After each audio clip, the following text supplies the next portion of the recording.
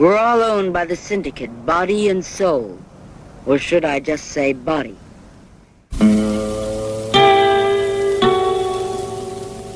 Hello, filthy movie lovers, something weirdos, and anti-criterion bros, to the 28th episode of the Sin Syndicate, the only podcast that treats an early morning movie lab raid as holy writ and believes that every home video distribution company should be run by a 5-foot-tall pop artist.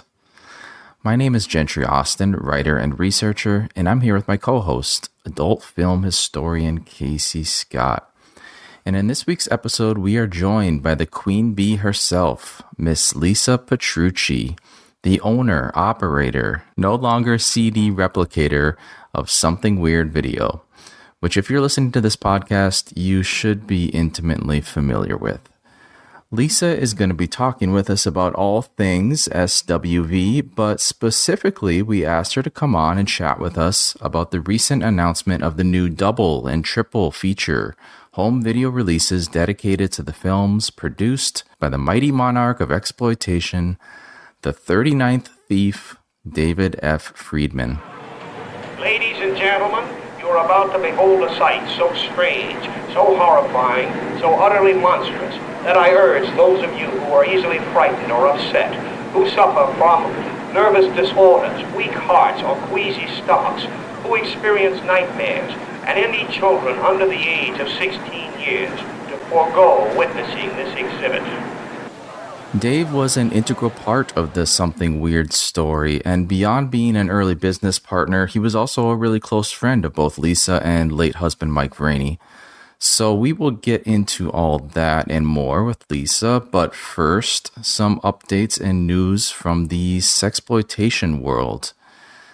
I think Casey wants to keep teasing our first joint project together, so take it away. Yes. Well, I also think I thought it was appropriate to maybe mention it again because we got this project because of Lisa. So we're having Lisa on, which, by the way, is a great Christmas present for both us and the listeners. It's very appropriate that we close out the year with a visit from our queen. So the release should be announced January 2026, and I will say that it is coming from AGFA, and it has a commentary by us. It has liner notes. It has a liner note piece from Gentry. There's an interview that we did with an actress from the film, and also there's another set of liner notes from another friend of the show that we looped into the project as well. So it really is like top to bottom, kind of. We were involved with a lot of it. Yeah. So I'm excited, and it's I don't want to give too much more away. But I think that's enough. It's something to get excited about, and it should be announced in January, is what I was told. So, yeah, I'm really excited to see how it's all presented. Me too. It's kind of a light couple weeks since we last chatted regarding announcements. I think a lot of the boutique labels are just trying to get all their stuff out to you guys before Christmas. Casey just got a big box today. I know that. One thing that I did notice was they finally announced that partnership between, it's sort of sexploitation adjacent, is that partnership between Delirium Home Video and Vinegar Syndrome. I think they're now an official label partner. If you've been kind of keeping track of that, they had recently announced some of the Jess Franco, Erwin C. Dietrich titles, and then they pulled them. And people were wondering what was going on. And yeah, the reason they pulled them is that they wanted to present them through Vinegar Syndrome.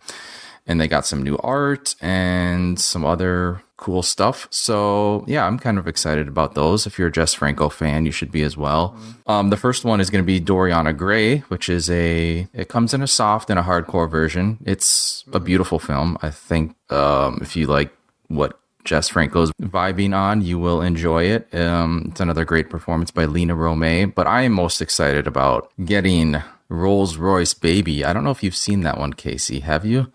That one I have not, but I think that is one of the only releases of Lena Romay's movies where she actually does an interview. Like Oh, that, okay. because or when, at least I know, because all of these have already been released on Blu-ray through Ascot German? Entertainment. Yeah. Yes, or Swiss, I guess. Yeah, I think it was officially Swiss. Yeah, we don't want to make that error.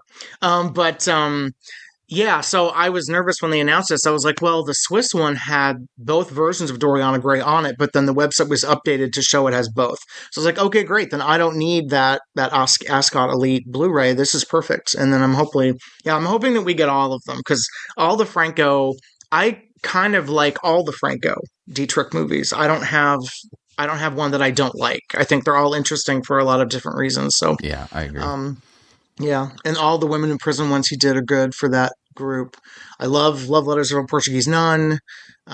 So yeah, there's a lot of good possibilities there. Yeah, Rolls Royce Baby is probably my favorite Lena Romay performance outside of an official directed Jess Franco film. And it's crazy. It's totally a love letter to her from someone who's not Jess Franco. So it's kind of interesting in that interesting. way. Yeah. But there are other podcasts that cover Jess Franco more extensively than we will, but Sure. I love Franco. Yeah, so, I know you do as well. So I wanted to mention that. I'm excited about that. Yep. Reminder, listeners, send your Q&As. Or sorry, listeners, send your questions. Send your Q's so we can give you A's, right? Yes. We want to do a episode answering your questions. It doesn't matter what they are. They can be stupid or silly or serious. Just send us something so that we have an episode to make.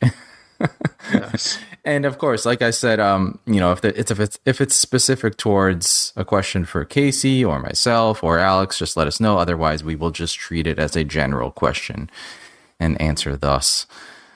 Yep. So yeah, we're going to try to do that early January. So I will keep bothering people online about that deadline. So end of year for sure. Get those to us. Again, Sin Syndicate email. It's in the show notes. Message us, Facebook, Instagram, wherever. Just send them to us. And I don't hold back. So ask anything. Yeah. Yes, ask There's anything. very few things that I will not discuss. I have no shame left. So yeah, ask whatever you want. End of the year wrap up, Casey. What do you got?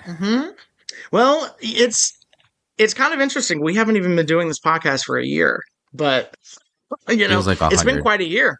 It feels like a lot because we've been doing so much deep diving and so much research, and we've gotten involved with boutique label projects and So I mean, it's been quite an experience that is because of you, because you invited me to join you to do this podcast. So I just wanted to thank all the people that have been listening to us and been helping us out and contributing to us documenting the history kind of from the beginning. We've had a nice following from the beginning, and we've had really good contributions from, among others, like Sean Langrick has been very helpful, Mike McCollum, John Charles, Alex Holmes, of course, Alex DeSanto, who's kind of our unofficial third Sin Syndicate member.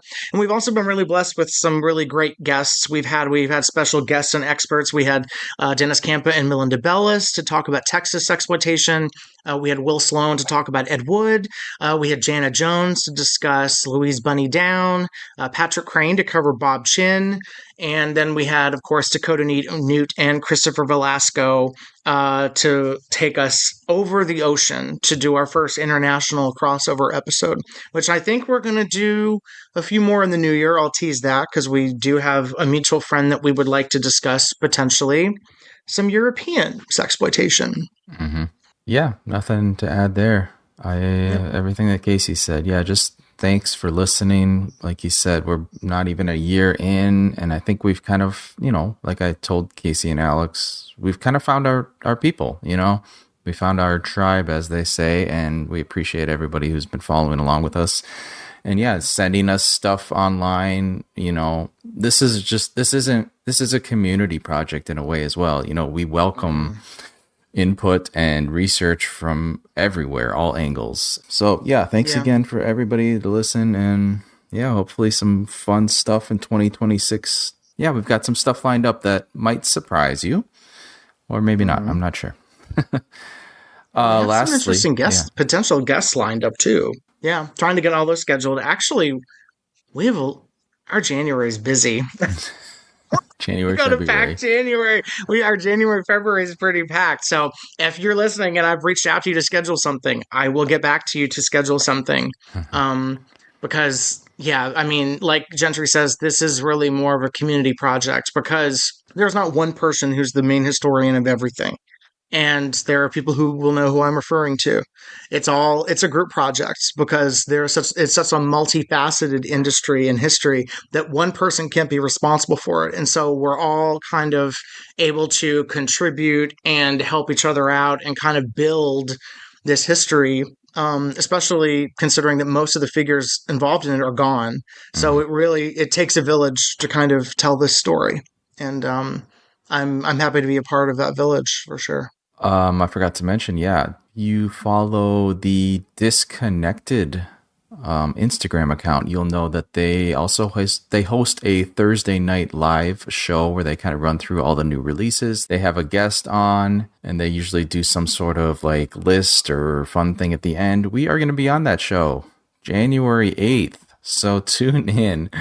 I know Ryan is pretty excited. If you caught, our friends Dakota and Chris were on there recently and for a especially unhinged episode, so we have a lot to live up to. Yeah, we have a high bar to meet. So Yes. I don't know. I think between the two of us, I think we can get pretty unhinged. But yeah, I'm not Chris, saying I'm trying Chris to be unhinged. No, but I want to. I just naturally am. I think if people know that I will say some things. So, Sure. I'm a very bad self-censor when I'm being recorded. Probably because I just feel so comfortable, I don't trust a lot of people, That's the Gentry. goal. So I'm glad you I feel feel very comfortable comfortable with me. chatting with you and Alex and everybody. I'm like, I'll just say whatever and just be open and honest. Of course, that leads to some crazy shit, but I think you had one last update, Jerry Denby. yes, any opportunity I have to give Alex credit, I will do it because Alex. I've said it before. I love being wrong if it means that the history is going to be corrected. So Alex suggested we were discussing Sandy Johnson, and we had talked about pre-CIP Sandy Johnson. Alex had suggested I think he was in a partnership with Jerry Denby before CIP, and I said that he was in a partner with Al Rubin. It turns out that both things are true. The three of them were together in a partnership. I always think of Al Rubin just because of the Cassavetes connection. And so I forgot that Jerry Denby was also an early part of that Sandy Johnson connection. So yeah, and they were all together in the Sexploiters. Yes, exactly. And then there was another one they did called Secret Society, which was their other movie. I think they only did 2 movies. And I don't think Denby was involved with Beautiful, the Bloody, and the Bear, from what I recall. But that was Rubin and Johnson again, I think. Thanks, Alex. Mm-hmm. All right. Well, let's bring in our guest, Lisa Petrucci.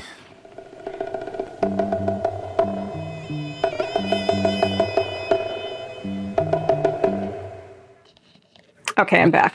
What's your cat's name? Is it a something weird related name? Well, it's a pop culture related name. I have 3, and they're Barnabas, Quentin, and Angelique. So guess Dark Shadows. Yeah. Love that. Okay, great. Yeah. The 3 best They're all characters. elderly and decrepit now.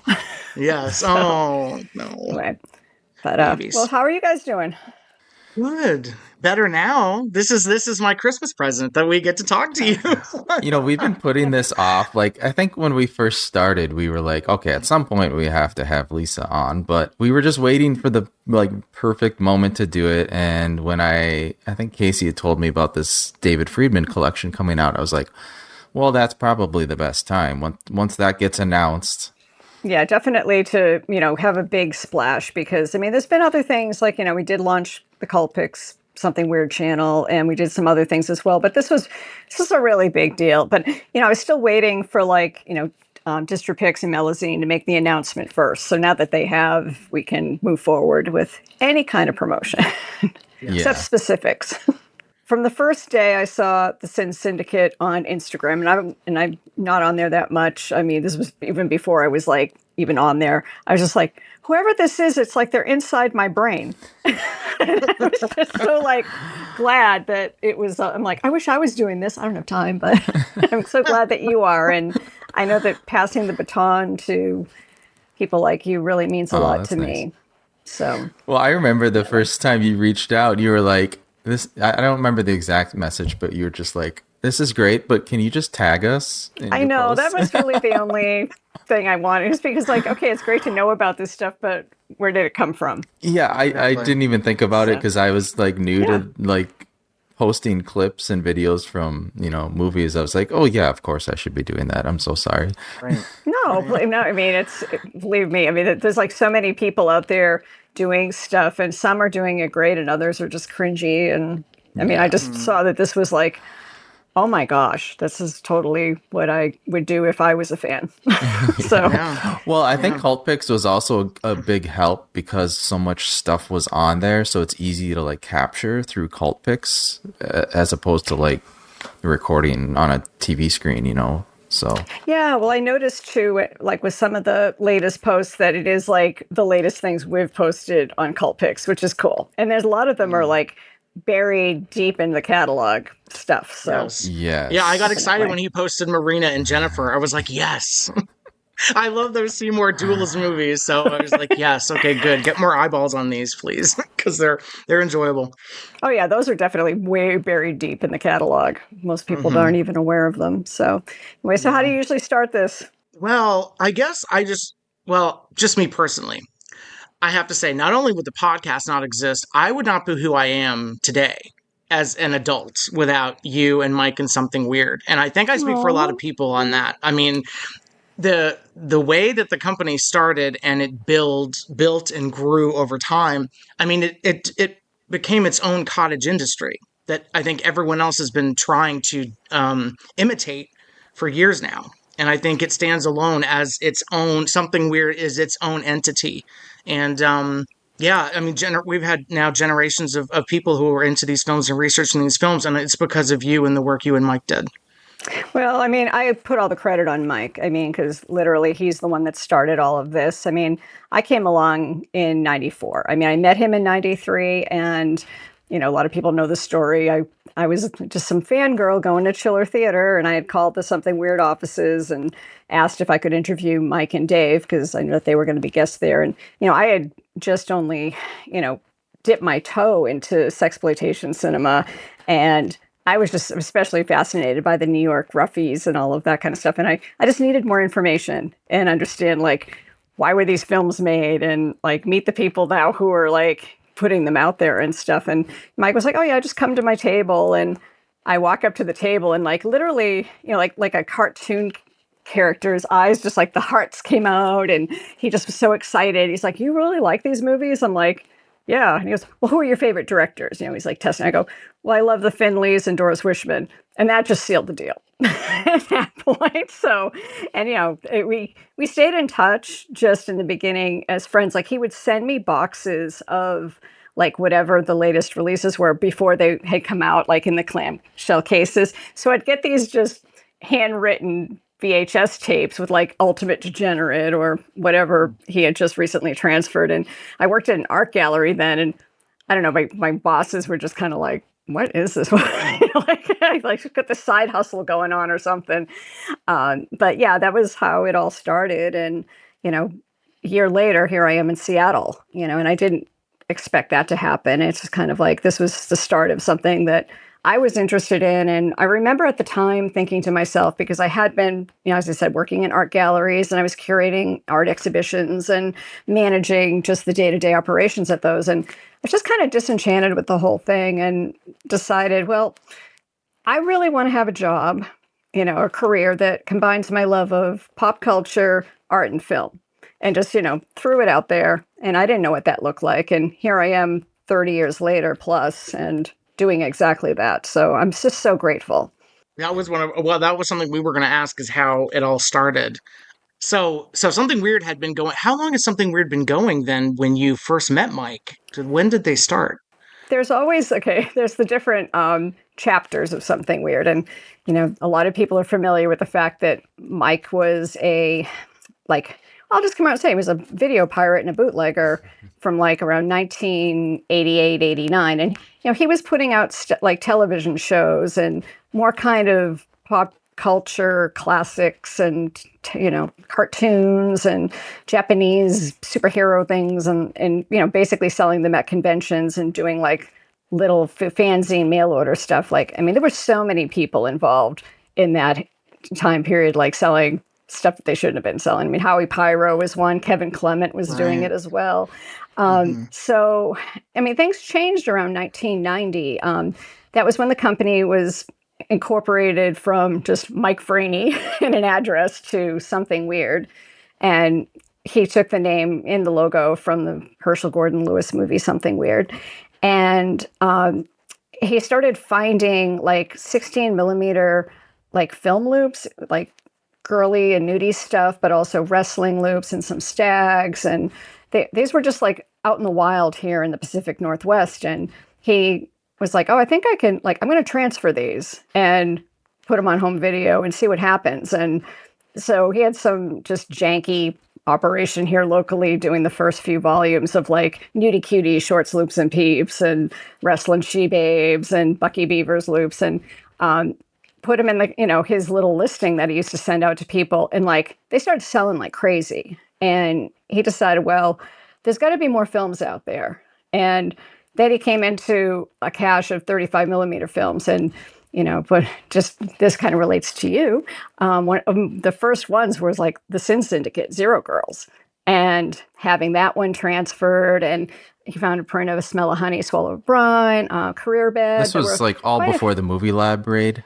Oh yeah, this was just films that he was finding in the Pacific Northwest area, and so he he didn't know anything about how to check a copyright registration or any of that kind of stuff. But he was I think no, he didn't. He knew of these movies because he had a giant press book collection, and we also used to read the American Film Institute catalog like it was our Bible. So we knew about all the different films that were out there. It was just a matter of where are they and do they exist still? And so he did really, really well with that, just in a very makeshift way. And he was also starting to put out some sexploitation titles that were on big box VHSs, which was not okay, but he was, like I said, total pirate at that point. And Jimmy Maslin gets in touch with him and is like, hey, those are my movies, and they end up working out a deal. But it was Friedman that contacted him, and so he hears from David F. Friedman, and he called the office, and somebody, the secretary's like, there's a guy named Dave Friedman on the phone, and Mike didn't believe it at first, and then he started talking to him, and Dave said to him, oh, I see that you're selling my Ryball Tales of Robin Hood. And Mike's like, yeah, and people love it. And that was always the response. Why? Anytime anybody would be, concerned, you're selling my movie and you don't have permission, he'd be like, yeah, but everyone loves it.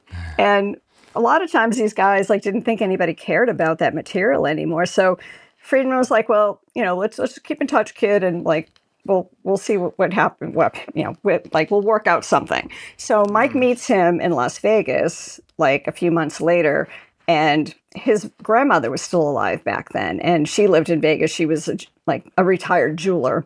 She lived in some mid fancy pants kind of Liberace style house. She drove a gold plated Cadillac. So he shows up, pick up Dave in a gold plated Cadillac, and Friedman was totally impressed with that. So he already had him on the hook from that point on. And, they hung out, and then they ended up driving to LA, and, Friedman shows him the Cordova Street Film Vault, and that was the beginning of everything. As far as Something Weird becoming a legitimate, video company that was working from original film elements and doing scans and re-releasing this material. Yeah. So Dave kind of legitimized the business for you guys in a way.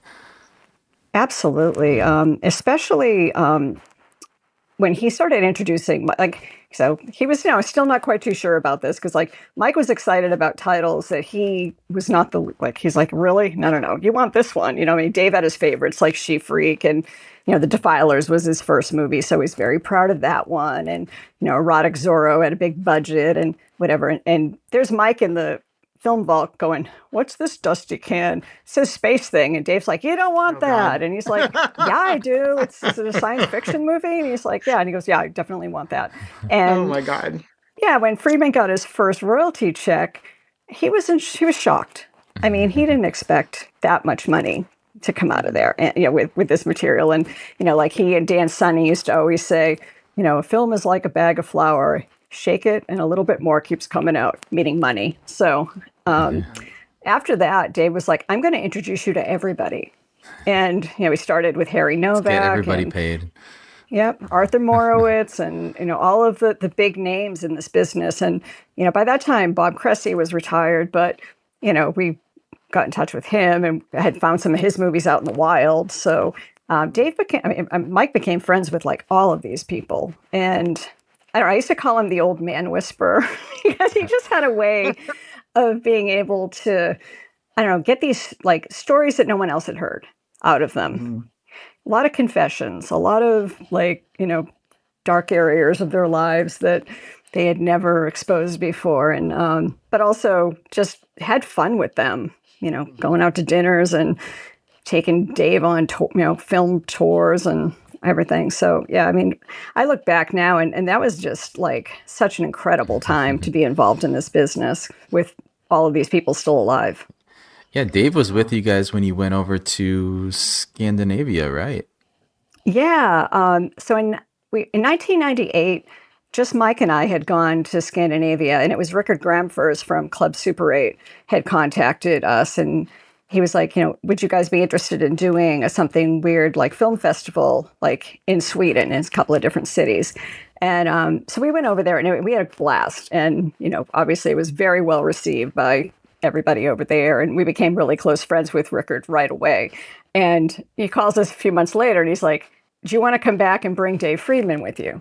And we're like, "Sure." And we're like, "But it's going to be a Scandinavian tour. Like, we're not just going to do Sweden. We're going to do Denmark. We're going to do Finland, and we'll do a bunch of locations." Roadshow style, yeah. Yeah. Oh, that's exactly what it Absolutely. was. And wow. So, and I also had curated an art exhibition of like women lowbrow artists. So because I was still doing my art back then. And so we had this dual thing happening. And, first of all, Mike and I were thinking, what's it going to be like spending a month with Dave? I mean, because we already were family, but a month is like when you're in each other's faces for that much amount of time, it could get interesting. And, he was a blast. We had a lot of good stories came out of that weekend, but definitely like inspired Club Super 8 to model itself on Something Weird. And they basically became like the Scandinavian Something Weird from that point and have, created their own empire. So. Now, was that the trip when the pickup was found, or was that a separate trip? No, that was the trip that was found. So it was actually found ahead of time, but we had this whole plan that, because Rickard had come across a collection that had a lot of the Cressy movies and Olympic International titles that some distributor from, I think they were from Denmark, a Danish distributor had. So he just bought everything. And he goes, "I have this idea. It'd be really funny. I'm going to just like put this box with the pickup in it. And when Dave comes to Club Super 8 headquarters, like I'm going to tell him, just go poke around in the vault." And he would just like stumble upon it. So we got quite a chuckle out of that because he's like, "You have the pickup?" and there was a whole plan to show it, in a theater that evening. So yeah, we like played our joke on him and stuff, but it was really fun that night because, none of us had seen that movie and Dave hadn't seen it since it came out theatrically. So I'm sitting in the theater right next to him and he's doing like the whole commentary the whole time. Oh my gosh. But when his love scene came on, it was so cringe. I mean, I'm sitting there like, I'm like right next to him, like, oh, I don't like, he's Uncle Dave. I don't want to be looking at Uncle Dave, doing the naughty stuff with some beautiful woman. And right.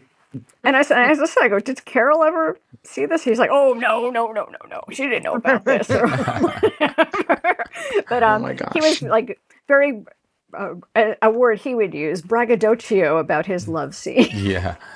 It's not a short scene either. It's No. Yeah, it's No. not short. Get down. Yeah.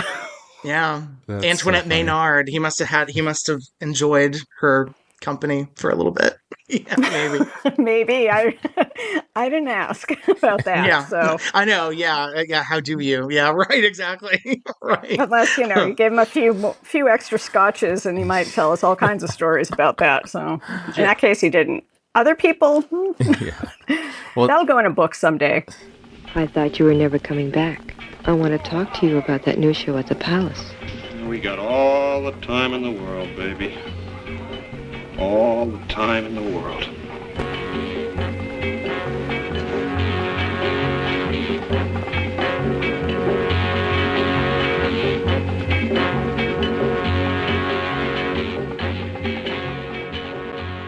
well, that pickup release, I mean, on that note, the recent Severn Blu-ray that you guys did for that, we never thought we would get a version of that without those burnt-in sub-Swedish, or what are they? Yeah, that's Danish. Danish subtitles. Yeah. So, So I mean, talk about obscure. yeah. Yeah. That was such a surprise release when that was announced, and I just rewatched it again, and yeah, it really does look amazing. I love that It film. does. I mean, they did a great job of tracking down, the pickup and also better elements for Hotspur and Scavengers. Yeah. So Right. I'm thrilled that Severin is, handling all of those Olympic International films for the most part. And to have brand new upgrades and restorations is really incredible. I mean, the other So- dream Right. release would be The Animal. Do you know anything about? No subtitles, right? Stay tuned. Okay. Okay. Put a pin in that. Yeah. Yeah. But I will say, I'm also the crazy completist that I am still holding on to my DVD-R of the Danish subtitled one because that's the one that I watched for years. And and I remember when Something Weird did a series, an anthology here in New York, the actual print screened at the theater, and so I got to sit That's there and right. see it with the subtitles. And so I love that release, but my DVD-R, there's too much sentimental value, so I have to keep it.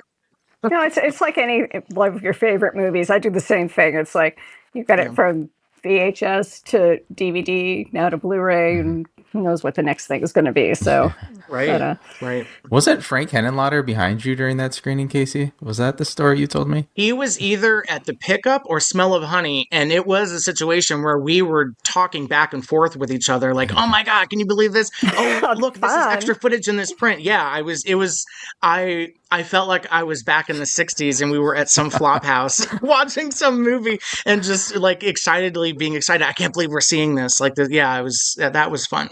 Yeah. I definitely have to say that, as much as these new digital restorations are gorgeous and, they're getting shown theatrically, when we get to see the actual prints of these movies, shown, I mean, we said a few years ago, we did Teenage Gang Debs at the New Beverly Cinema. It was for my friend Howie's memorial celebration that we were doing. That was one of his favorite movies. And just that brings me so much joy, just seeing the prints. And in that case, the print is still in really, really nice shape. I mean, it doesn't have very much wear and tear. And the fact that we have these to be able to experience in that way. Yeah, but at the same time, I'm also thrilled when, I did a screening with the Defilers and Smell of Honey, Swallow O'Brien last year at a local micro cinema. And it just looked so, it was sparkling on the screen because it was all the brand new restoration. So, yeah, I mean, it can go either way, but it is something about having the films shown makes it special. Yeah. That series was all prints, I think. But I think Smell of Honey, one of the prints was actually sent for that too. So I was just like, this is one of the only prints that's still existing. And I was over the moon that I sat there. I don't think I blinked because I was just like, I'm seeing this rare print of one of two that exists. So I'm not going to miss a second. Yeah. There is something special about that for sure. Well, yeah, on that topic of film prints, I always wondered, and I don't know if I've ever heard you talk about it, Lisa, is the process early on for you guys to get, I mean, you guys had so much stuff. How were you scanning and duplicating all this material with, I mean, you guys had a small team. Yeah. So when Mike realized that there were so many 30, and like the 16 millimeter films, it was a little bit easier because you could do that locally. But like once we were getting into 35 millimeter film scanning, and Mike had already formed a partnership with Jimmy Maslin. He had a transfer house down in North Hollywood. It was called QC Film and Video. So the Something Weird archive was stored there, and Jimmy was doing all of the scanning. But it was telecine back in those days, so everything was going to 1-inch masters. I mean, I'll tell you, I got a garage full of 1-inch masters that I don't know what to do with. I mean, when we've done brand new restorations of films, they get tossed. They just do. Unless, like, if I've sold some films to, or, I've licensed films to different partners, like whether it be Severin or, let's say, Alternative Cinema or something, like, I will give them. I'm like, here, this is a gift. Like, I don't want to get rid of it. But literally, like, you're dealing with like a 12-inch square that weighs 10 pounds for every film. And it's so much different now. I mean, so like back in those days, Mike would either find films out in the wild or go to, let's say Box Office International and grab a bunch of prints or negatives, if the negatives were there, and bring them over to QC and then do our transferring. And then he would do all of his mastering from Super VHS. So basically it would be like film, 1-inch master, Super VHS. And then, he'd had the little tag at the front, tag at the back, and do whatever, or add all the little extras that would be at the end as well. So, because I mean, people don't realize this, but all of those, I mean, there were over 3,000 videos came out through Something Weird Video in the 30 years that we were doing this. And Mike, manually edited every single one of those, even like the ones up into the 2000s. He never touched a computer. He's sitting there at his editing decks, like, hard edits, doing everything, which, is not the way that most people do it at all anymore, but he was definitely a technophobe. So once he would have the Super VHS, let's say VHS master, Super VHS master, that would go to the shop. And in the early 1990s till about, I don't know, 97, 98-ish. Well, I don't know, maybe let's just say like the whole 90s. We probably had like 40 duplicating decks up there, and we had 24-hour shifts. So there was always like one person per shift who just loaded all the tapes. And I mean, there were different aspects of it. At that point, we probably had about 10 employees working for us, all doing different things. And and they were being recorded in real time. It wasn't like, the super fast duplicating or anything. So every 2 hours, you put in another round of tapes, and did that for years and years and years. And, besides just regular, like, customer mail order that was coming in through the printed catalogs, and then by like around the mid 90s, we started having a website. We were still working with Movies Unlimited, and that was like our biggest outlet for stuff. So, I mean, the Movie Unlimited orders would come in, and you'd just be duplicating those for like days on end and stuff. So, and then that was my introduction to Something Weird, was the Movies Unlimited catalog, the whole pages and pages. And I was just like, what is this? And that was the beginning of it.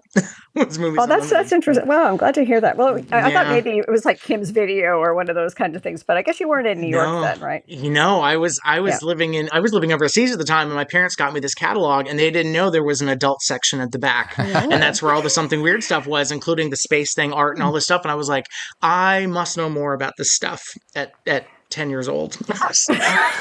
Thinking like, okay, Casey likes movies. Let's give him this catalog.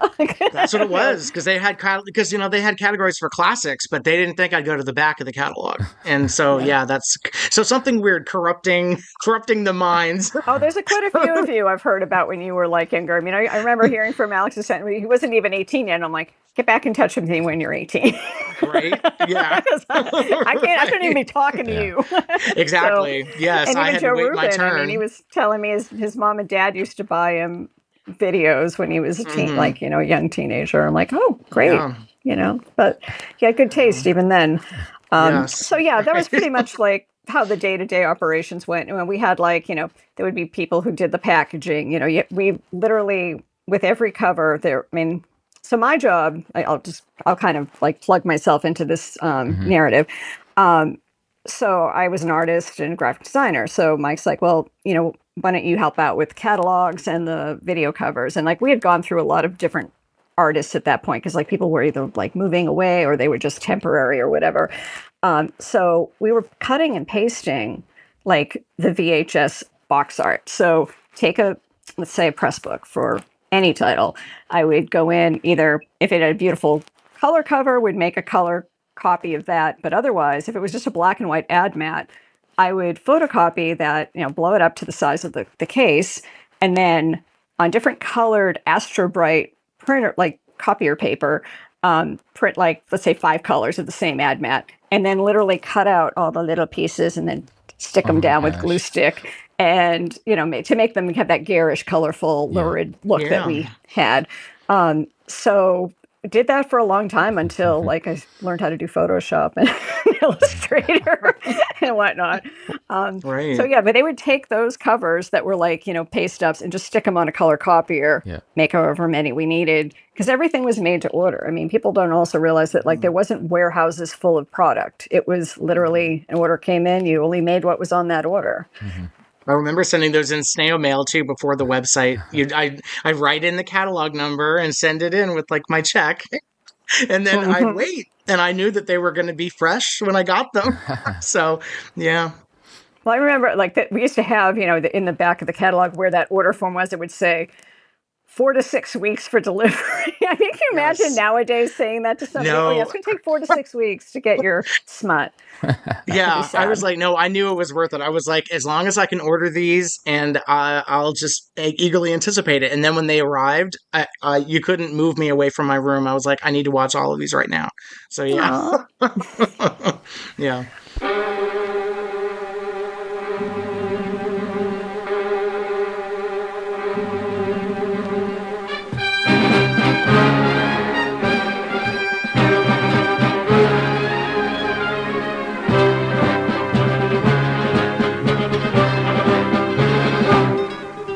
Yeah, I was just looking at the Lust in the Flesh VHS box art from our friend Slipcase Alex. He sent it to us, and I was wondering like who made that. And so you probably put that together using press materials. So, I can tell you exactly what happened. Yeah. So that was a black and white press book cover.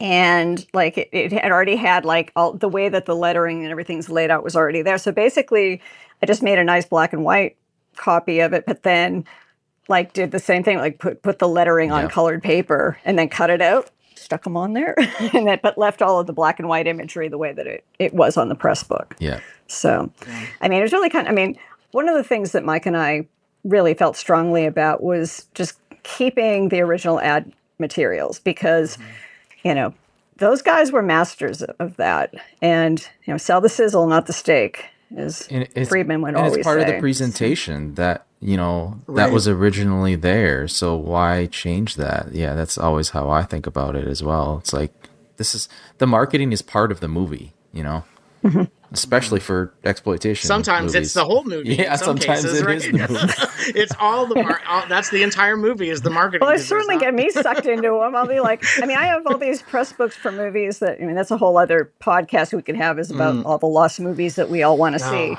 Hey, we did that podcast. We did too. And they were like 3 hours apiece. Yeah, we'd spent like a whole workday, 8 hours talking about lost movies. Yeah. So you're like staring at them. I must see this someday just because the art is so cool. And or it's just so weird. Well, like some of these press books are incredibly primitive and like, I don't know who they were trying to sell that to, but there's something really appealing about it. Well, that's why we had to limit our episode. We were like, okay, we're just going to focus on the lost films that actually have a trailer. Because if we focused on lost films that have just press books, then that's a whole nother discussion, which we might actually do one of these days. Yeah, we might. Yeah. Doing the Dark Lord's work. Thank you. Yes. Well, and so I guess related to the design, I feel like you've talked about this somewhere else, but I always am reminded of it because, I have my rows of something weird DVDs and DVD-Rs, and there's something that seems very intentional about like the choice of color and the choice of fonts and how they all kind of really go together uniformly. And so I wondered what was your process like in terms of determining what the color of like a sleeve was going to be and what the font was going to be, because they're not all the same font. Is that just and so Yeah. pop art Lisa coming through there? Yeah, it was so subjective. So the earliest, like, we'll call them classic something weird video VHS releases, like they basically, the color palette was very black dominated with like red, yellow, cyan, and magenta. And in my kind of like his philosophy was no blank space, no white, fill up every inch of the, if there's any space at all, like you put something in there. So, and I kind of come from that. I mean, look at, you can see this is based, I live in like one of my art things that I do. I love it. So, as far as the fonts and stuff goes, so I'm very partial to Futura as far as text. So I wanted to, like, if you see something weird catalog, they're almost always all in Futura, either condensed or regular. That it usually with the let's say the spines, I try to find something close to like if we had original art, I mean, ideally I would just take the logo from an ad mat and fit it on there. But sometimes you can't do that because it just doesn't fit that narrow shape. So just trying to get something close. I mean, I would say like the other something weird font is one. I mean, it's probably called a lot of different things, but it's called Adlib, and it's kind of like the font that they use on the Brady Bunch title cards and stuff. Yeah. So we use that, and there was a type font called Psychotronic, which go figure, that worked out really well. But mostly, it really just depended on the release. I mean, if you have like a boring I shouldn't say this because I know there's people that love them, but like Sword and Sandal movies or something. If you just feel like a very like Times Roman, keep it simple, or something that had a little bit of a flair to it. But it was case by case for the most part. Well, like because I think even the artwork for All American Honeymoon makes that look like incredible. Really? Because I thought it was well done considering that it was never released, and so you really kind of had to start from scratch with that. Yeah, I mean, the other thing too, I always have to remind myself of this because I will look at some of the older, like especially for films that we didn't have any art for. And, we did have a resource of friends and who also collected press books. So if I couldn't find something, I would ask them. But then you have a film like All American Honeymoon where like there's no ad materials. Basically, what we decided was, all right, we're just going to do a template with like, some kind of font, a square with a grab, and, a square on the back. I mean, it was just pretty simple for the most part. But the other thing was just that Mike was putting out so much material at one point. I mean, like, you remember the days when there'd be like 4 catalog supplements in a year. And in those 4 catalog supplements, there'd be like 50 to 100 titles. I had to make a cover for every single one of those. So depending on like the significance of it, or if we thought it was going to be a better seller, I mean, another good example of a crappy movie that like I just threw together was Mr. Angel. Oh my God. Don't remind me of Mr. Angel. Not one of my I was so favorites excited either. about that though. You did a good job with that art because it made me want to see it. So Yeah, but the way Wait, I don't know Mr. Angel. Now I need to know. Lord. It's like a don't wanna know Mr. Florida fake spy man from U.N.C.L.E. kind of thing, but the guy looks like an Aryan dream. He's like bleach blonde, blue-eyed. It's like a ham with a wig. Yes. Yeah, it's, I mean, I'm glad I saw it. And I think Stormtroopers USA was around the same time. And so that was something else that you had to do work from nothing with that because that was tough. And it was also a time crunch. I'd be like, all right, I just got to like, let's do it really quick and I'm not really put much thought into it. And, but it was also, it kind of fit what we were already doing with that. So people want to watch the movie. They're not going to sit there and like gaze. Well, you guys are gazing at the covers. I do. The average person isn't. Right. Yeah. I don't know if I've ever heard the story behind the little man, the little something weird man. I was going to ask about that. Him and Bucky Beaver, the two mascots of Something Weird. Yeah. All right. So little something weird dude. That's what I call him. That was before my time. So I know that Mike found him in a men's magazine, like a vintage one. And there was an ad and it was like, for nudie loops. And he was kind of like, it was Titan Films. I think that was the name of the company. And you could get mail order not super 8 but 8mm girly loops. And he's standing there like this. Yes. I think Mike thought that was like kind of cool. I mean, he grabbed some other, there used to be a guy that he had a hat, and people thought it was him. It was like an older dude, kind of pudgy with like glasses, and he had an ad that would say, "Buy my shorts." And he was on stuff for a long time. I'll probably resurrect him in some way, I think. But yeah, little something weird guy. What's funny is I've like been through magazines and found like the original little ads, and like it's in so much nicer quality than the one that we use because it's just been Xerox so many times over and over and over again. So, but yeah, he's our mascot. He'll always be our mascot. Even oh, fun fact. And I can't think of the artist's name, and this should just. I mean, as I get older, I have a really hard time remembering names. But the guy who did that art, his daughter was somehow contacted and was just like, "Oh, my dad did that art," which I thought was really. She wasn't like, and don't use it or whatever. She was so excited that it was being used, which kind of reminds me of me because my own father is a commercial artist, and I would see some of his stuff out in the wild being used, and it's like exciting, like, oh, it has a second life. So especially little something weird guy. I mean, people just recognize that as that's something weird, and the same with the Sid Dale Hellraiser song.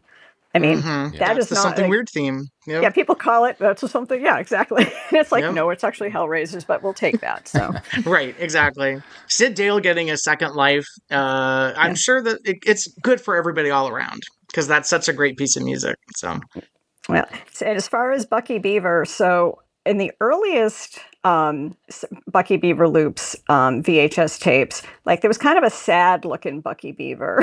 he was cartoony, but he didn't have much personality, and he was just like a beaver smoking a cigarette, like in profile.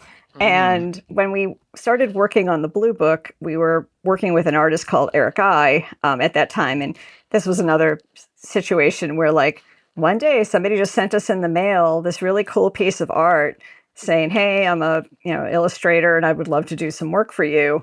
And he's now become like part of the Something Weird family as well. So when we started working on the Blue Books, Mike asked him, "Could you come up with a new Bucky Beaver?" Like, and he has to look like a degenerate, and he's like depraved and all those kinds of things. And Eric nailed it. So he did hundreds of drawings of Bucky, as you can see in the Blue Book. Yes, it's like every other page is him in some scenario, and there's a comic in there too. I think he did a whole comic. Yeah. Well, what's interesting is that a real life comic book artist kind of ran with our Bucky Beaver. So it was Pat Moriarty and Jim Blanchard, from Fantagraphics. Did a story and inked it, and that appeared in, I think it was the second Blue Book. That one's in there. So, yeah, I mean, he's in Bucky. I feel sad because, I mean, Bucky is in retirement now. He does occasionally go visit some other video companies and have some things come out. But, I mean, as far as with Something Weird, like we're letting him just, be happy in the gutter. Yeah, he's earned it. He's earned some time to rest. Yeah. I think, yeah. Yeah, I've noticed he doesn't... I mean, that kind of speaks to just the releases that are getting put out, doesn't it? It does, but also, so, I mean, and a lot of people don't realize this with us companies that are like releasing vintage erotica and golden age hardcore movies, that there are issues with having them on your websites and with e-commerce and stuff. And, I think I've discussed this at different times over the years, but it makes it really problematic to like run a business and have like adult material. And, I know a lot of my other colleagues experience this as well. So, with the changes in the last, since Mike's passing and in 2014, I kept the hardcore catalog available up until the end of last year, 2024. And I just decided it was costing me too much money, first of all, to have a high-risk merchant credit card account to be able to even do the e-commerce. Also, there's censorship.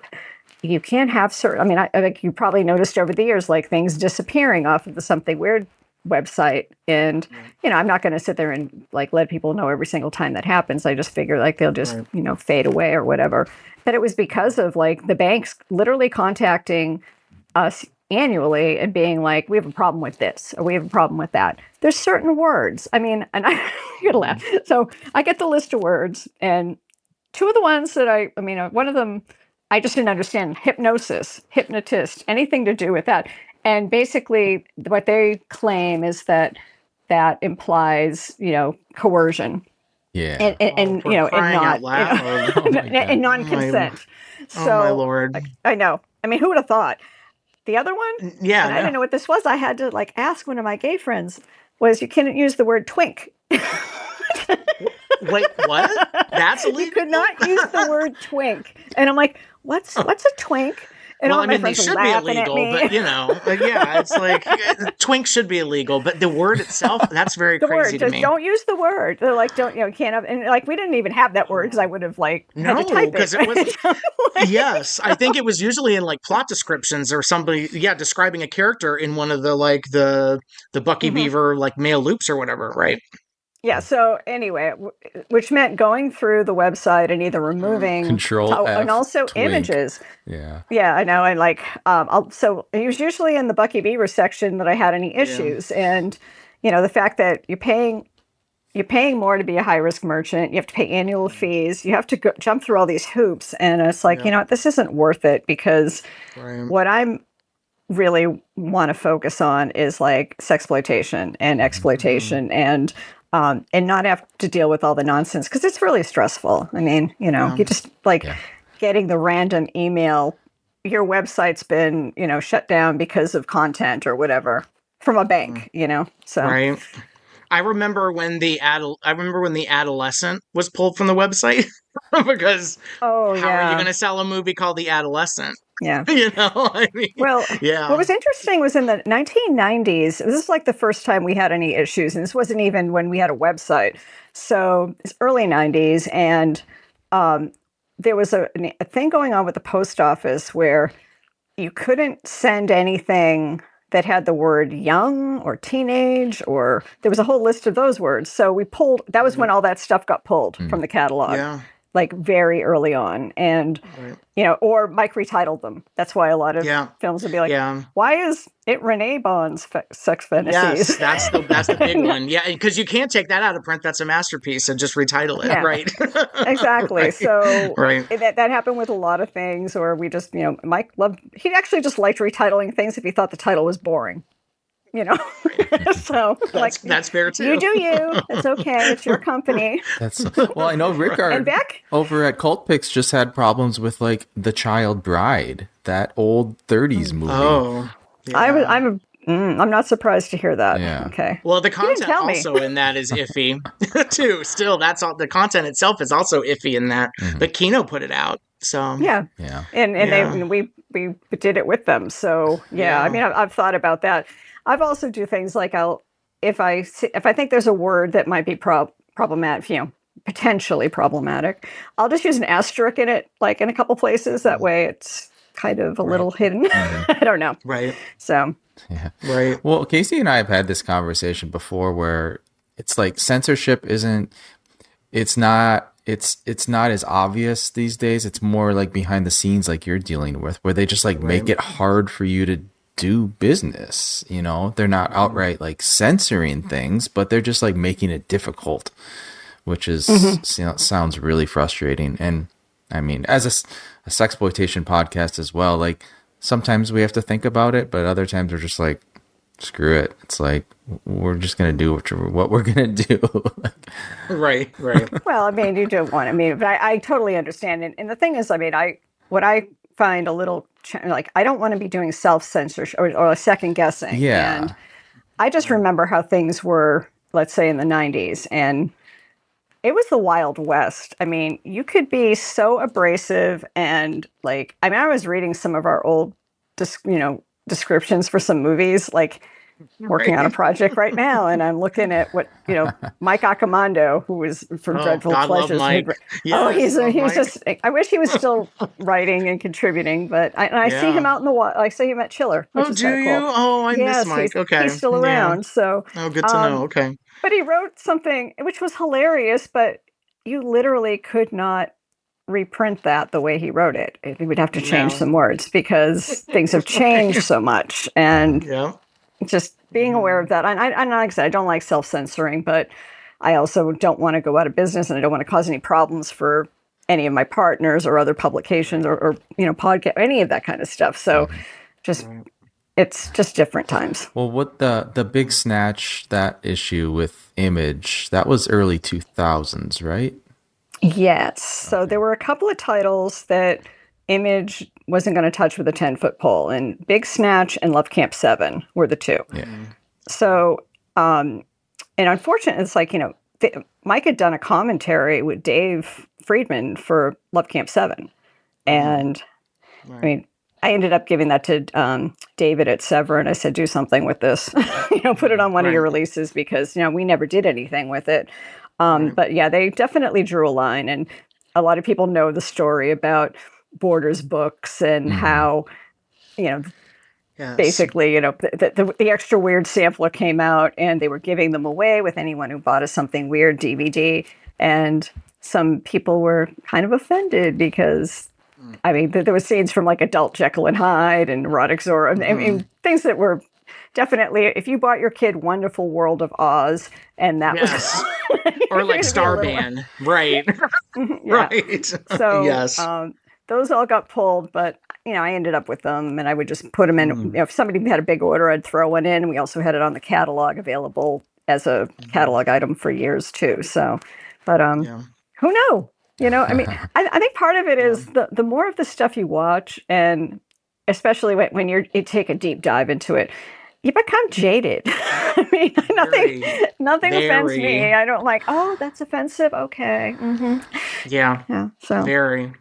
I catch myself sometimes on this podcast. I'll listen back and I'll be like, "Oh Lord, I really just I really was not very diplomatic when I'm discussing some of these movies." It's like, wow, maybe I shouldn't have discussed this woman's anatomy or all these other things. That's what editing is for. Yes, I know. Well, I think Gentry loves it too. Gentry loves when I go on my tangents. I know Gentry loves my tangents about like breast implants and things on sexploitation starlets. Well, to be fair, sometimes I think I instigate that as well. So you do, yeah. Well, on that topic, it's like you guys have done some theatrical as well. So I think that's always an interesting venue because you get to play like She Mob, which played last in front of an summer audience, that's not really familiar with them. Well, I'll tell you about that. Yeah. So we had I have to say, so I had always been wanting to go to the Mahoning Drive-In because I keep seeing all the excellent programming happening. And, and it was a couple of years ago, I had bumped into Mark and Virgil, and they were like, you have to come out here and do something. And I'm like, okay, just, let me know. So AGFA does a thing every 4th of July weekend. So we decided last year that Something Weird would also get involved and do one of the nights. Like, well, what do you want to program? Because it has to be on 35. I said, well, Teenage Gang Debs and She Mob. That sounds perfect to me. So good. Because I always want to do the female-centric anything anyway. So, and not realizing that, like, we're in a drive-in, and for the most part, like, the program was advertised as adults only, but Teenage Gang Devs, we show that no problem. I always get a little like, the scenes that I usually get a kind of concerned about are like anything where there's sexual assault or, so at the beginning of Teenage Gang Devs, you've got, Janet Banzett being sexually assaulted, but they don't really. It cuts away it's just implied quickly. But but still, it's like I've literally had people at screenings be like, you should have done a trigger warning and blah blah blah about some things. So I usually do that ahead of time, but at the drive-in, I just was like, the movie just goes on. But She Mob starts, and like the first, first part of it's like the splish splashy in the bathtub. Right. A lot of cars left. I mean, like probably 20 cars left within the first 10 minutes of that movie. Good, weed them out. Missed out. Yeah, but I don't. I They think missed out. They knew what to expect. So they didn't get to see. They didn't even get to see Big Shim except for the little bit in the credits. They didn't even get to her. And well, also, I mean, the other thing, it was between the splishy splashy and then the masturbation scene with the bait with the huge torpedo silicone boobies, like right, yes. they're like up here somewhere, and that went on. That lingered for quite a while, and I'm sitting there myself going, maybe this wasn't a good choice, but no, everyone loved it, except for those people who left. Right. Maybe they were tired. It was after midnight. I'm going to just tell myself that. Yeah, teenage gang dubs can be exhausting. You go on a journey with that because they're like, oh my gosh, rough and tumble ladies. Yeah. Well, and especially if you're doing the karate dance move, that'll tire you out. You might need to go home after. That's true. Yeah, and we're the black belt. Plus, it got chilly at night, so maybe they just wanted to be in bed. I'm going to tell myself that, and that it wasn't my movie. Yes. It wasn't an equivalent of a walkout. Right, exactly. Yeah, right.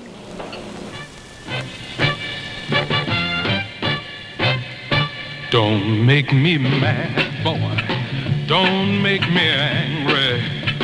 I'll bust you in two, boy. If it tickles my fancy, I can be mean, boy. So don't get me riled up. Don't make me angry. Don't make me mad. But, for instance, I just, like I said, I showed locally Defilers and Smell of Honey, Swallow Brine, and I maybe had a dozen people come, and which I'm like, okay, well, and also it was like, I did my disclaimer at the beginning, like there's, this is, understand the time period these movies were made. This is a roughie, blah, blah, blah, blah, blah. I mean, at least that crowd got it, but it was like a lot of people just did. I mean, I was surprised that they didn't have a bigger audience, and I guess that this not for everybody. And just because we love those movies doesn't mean everyone else does. No. That's true. Yeah. Well, I mean, they just, I think that everyone, I just automatically assume everyone would love Stacey Walker and just ignore the content around her. Just focus on Stacey, and it goes down real easy, that movie. So yes, let her eat up the scenery. Yes, she would make a meal of that movie. That's such a good segue, Casey, because Smell of Honey, Defilers, those have been put out, but now you're putting a new David Friedman collection. How are you presenting these films? Yeah, so basically, out of all, so what ended up happening after Mike passed, in his mind, he didn't care if this thing continued, but obviously I'm personally invested in it, professionally, and, it's my source of income. So I really just had to figure out what was going to be next. And the Something Weird catalog, there's, thousands of titles, and some of them are, anything from like, children's film, matinee films to, hardcore pornography. And that is not something that one company is going to want to take on. And also the logistics of that much film. I mean, there were 5 warehouses full of film at the time of Mike's death, and they were all over the place. And, fortunately, when, Stephen Morowitz came out the first year to take possession of the movie lab materials that, we had gotten from, in the late 90s that Arthur and Mike were partners in, that kind of chipped away at it a little bit, but there was still so much. So basically, like cutting up the pie, giving, and curating it in such a way that, like, I think this company would be a good fit with this. I think this one would be good for, and hope for the best, because I know these people, but I don't, some of them I didn't know that well. Well, I think you've been doing a good job. Let me just say, like, I think you've been finding the right partners for the right material. I appreciate that. Thanks. But the Friedman films I sat on, and because I really I knew that was kind of like the jewel in our crown, and just waiting for just the right opportunity. Also, to be able to give the time that I thought that they needed. So initially, when I was just, getting film elements to either film archives or video companies, like, I did send all of the Friedman film elements down to AGFA, and with the understanding that we would probably release them together. And after talking to those guys for a while, I realized they're not interested really in releasing the like soft X titles. It doesn't fit in with their mission, and not that they have anything against them. It's just that like there's be a better fit for those. However, titles like She Freak and Defiler's Smell of Honey, those are a good fit with AGFA. There's also one more AGFA release coming out in early 2026. That's a Friedman thing. So it'll be like kind of like we do a trilogy with AGFA. Ooh, so then I'm there's intrigued. Okay. Yeah, like I said, I have an NDA thing. I can't talk about it. Listen, you know what? It's like sexploitation. We love the tease. It's fine. yeah, Just the tease is great. We have something to look forward to. Exciting. Exactly. So so we will be having just one other AGFA Friedman double feature coming out, and it's a good one. It's already all the things are in the soup. It's simmering right now. But everything else, I talked with Joe Rubin and I said, would you guys be interested in doing this? Because obviously that's just a good home for them. And, with Steven now having launched Melusine and all of the Distribpix titles starting to come out as well, it's just a good fit. And also there's enthusiasm there because one of the main things for me is like, I want to work with people who are just as excited about the material as I am, because otherwise nothing's going to get done. And, also being able to plug in experts like you guys and all this other stuff. Like I just want to be able to like have these be the best possible releases they can be, like almost thinking that this is like the last time, because I'm in my early 60s now, and I just don't know how much longer. I'm like, I don't want to be doing this till I'm 80. So, let's get these out the door. But like, we're going to do them super deluxe. I mean, Casey, I saw your thing this morning. You were talking about the latest Distribpix, super deluxe case insert. I messaged Steven. I was misty eyed this morning. I was like, this is insane. Because these are the first time I've seen them. I hadn't seen any of them. So these were the first ones that I got my hands on. And when you have them in your hands, you're like, this is a big deal. Like this is really special. So yeah. Yeah, literally the amount of time and effort that's going into every release, and being able to like making sure that we try to think of everything. Obviously you're going to miss some things here and there, but so with these new, like out the gate, like Joe was immediately like, well, Adult Jekyll and Hyde, he was dying to get that out. So I'm like, okay, well, let's put it on a double feature with Zorro. And that's a really big splash to make for your first release as far as this goes. And for me, it was just really a joy because I got to work with Dave's personal archival materials, and which I have boxes and boxes and filing cabinets of, and like, I've been slowly organizing them over the years, but with the thought that like I am going to be doing these Blu-ray releases plus publishing some books and some other things in the future. But to actually like get all of the materials for a movie together, and which means not just like a still set.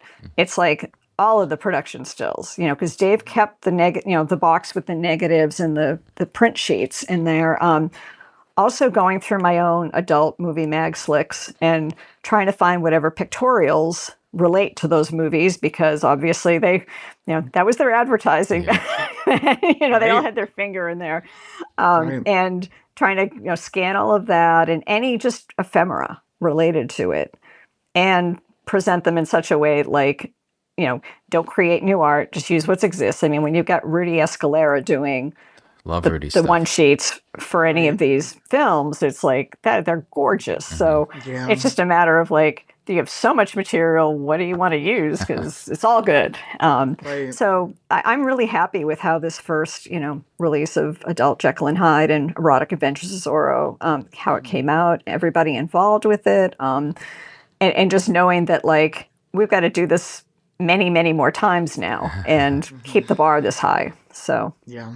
Well, yeah, no shade to the other releases, but I do think, Dave's stuff was kind of made for these special packages. I think that the presentation is amazing. Yeah. And I can't wait to see how the rest of them look, because Jekyll and Hyde and Zorro is, like you said, it's a good splash to start it out with. And, you got Renee Bond and Zorro. So it's like, like you said, every movie.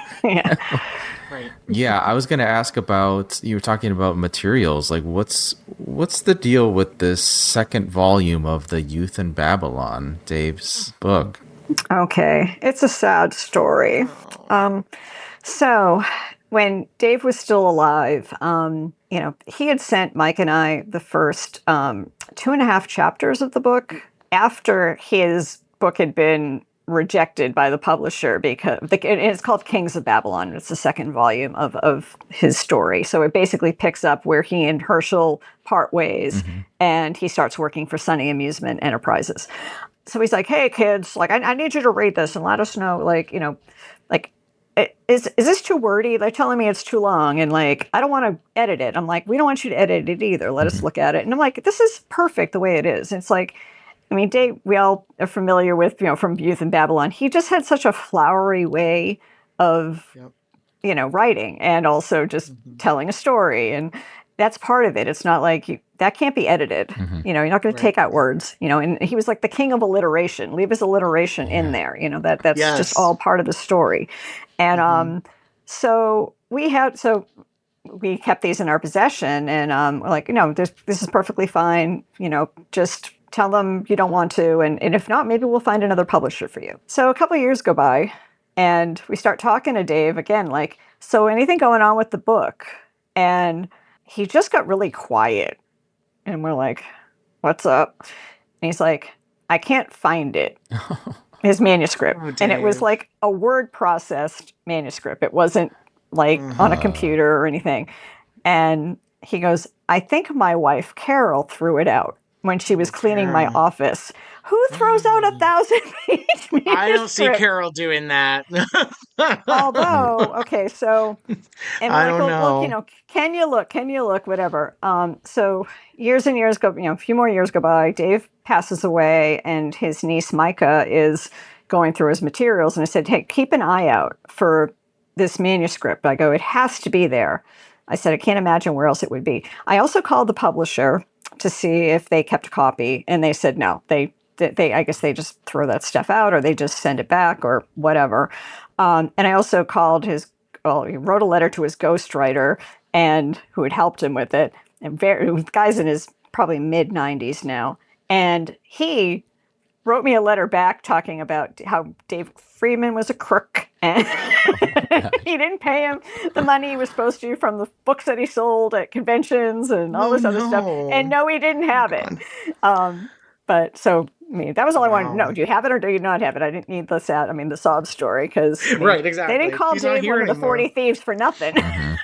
Right, right. So it is gone missing, and except for that 2.5 you've got a couple chapters. I have already typed up, and I've transcribed them myself, so I have them digitally, and I plan on publishing books of the first chapter is going to be its own book, because it was about the Sunny family and how Sunny Amusement Enterprises came to be, and like its whole history. I mean, even though it's one chapter, there's so much accompanying visual material from Friedman's own archive, and just stuff that Mike and I have collected over the decades and whatnot, that I think it could be a gorgeous, gorgeous book. Second book would be The Kings of Babylon, just 2.5 or whatever. So it'll be Dave starting to work for Sunny, them telling him, hey, make a movie, makes The Defilers, the Stacey Walker stories in there.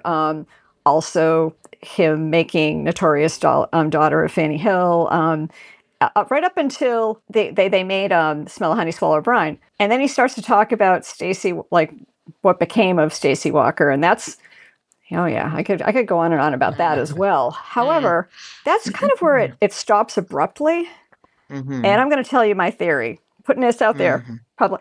I think his wife read the book and was reading it, got to that point, because like we had the other part of it. He is singing the praises of this woman he was obviously madly in love with, and I think she was pissed off. I think she threw the book out. That's just my my theory. but That's it's just strange possible. how it just disappeared. And I mean, obviously that she was she's a wonderful, Carol was wonderful. I mean, Mike and I spent a lot of time with her, very long suffering to put up with him those years. Yes, that marriage lasted through so much. Yeah. It really did. And I just think the fact that, you know, he was publicly talking about another woman in such glowing language that might have been it. But I could be completely wrong, but that's my theory. I'm sticking to it. Yeah, in that Mau Mau sex, Mau Mau, is there just one sex? I can't remember. Yeah, Mau Mau sex. It's two. Two both. sexes. Carol's Two in, sexes. Yeah. Carol's in that, and you know that Stacey Walker does come up, and it is kind of an awkward scene. So You noticed that too. yes, Yeah. Okay. Well, anyway, so that is what I think happened to the book. But I promise you that in the next however many years that I am going to be putting those great. chapters out there. I know you put out a little snippet in the Mr. Peter's Pets release from Kino. Yes. Which was whetting my appetite. The Defilers too, right? Was there something in the Defilers liner notes too?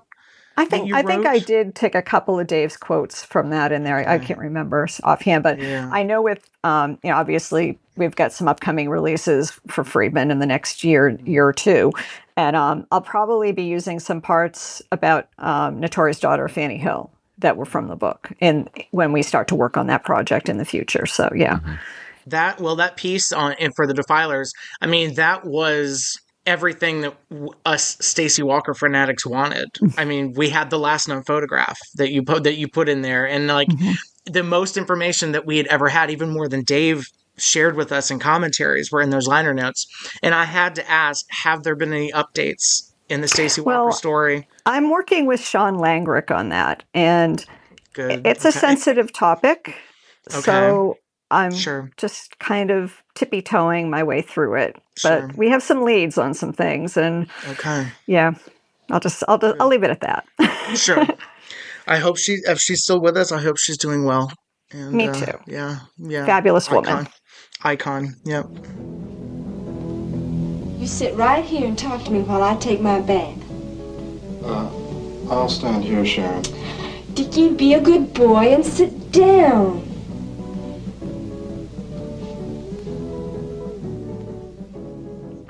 I kind of wondered. So we have a bunch of exciting Friedman releases to look forward to.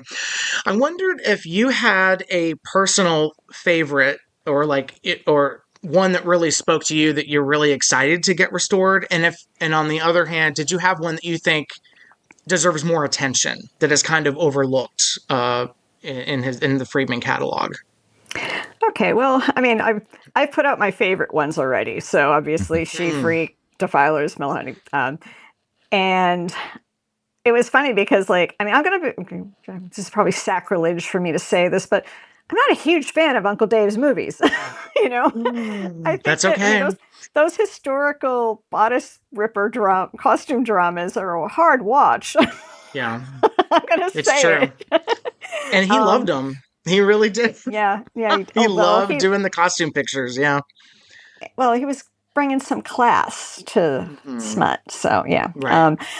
I have to say, I think I'm probably excited about like maybe Brick Dollhouse and Sweet Sickness, just because I like those movies. Yeah, those would be my choices as well. Yeah, because I actually rewatched Sweet Sickness, both of them recently, and because I was like, are these as bad as I remembered? And they were not. I loved both of them. I don't know what I was thinking when I first saw them, and I was like, these aren't that great.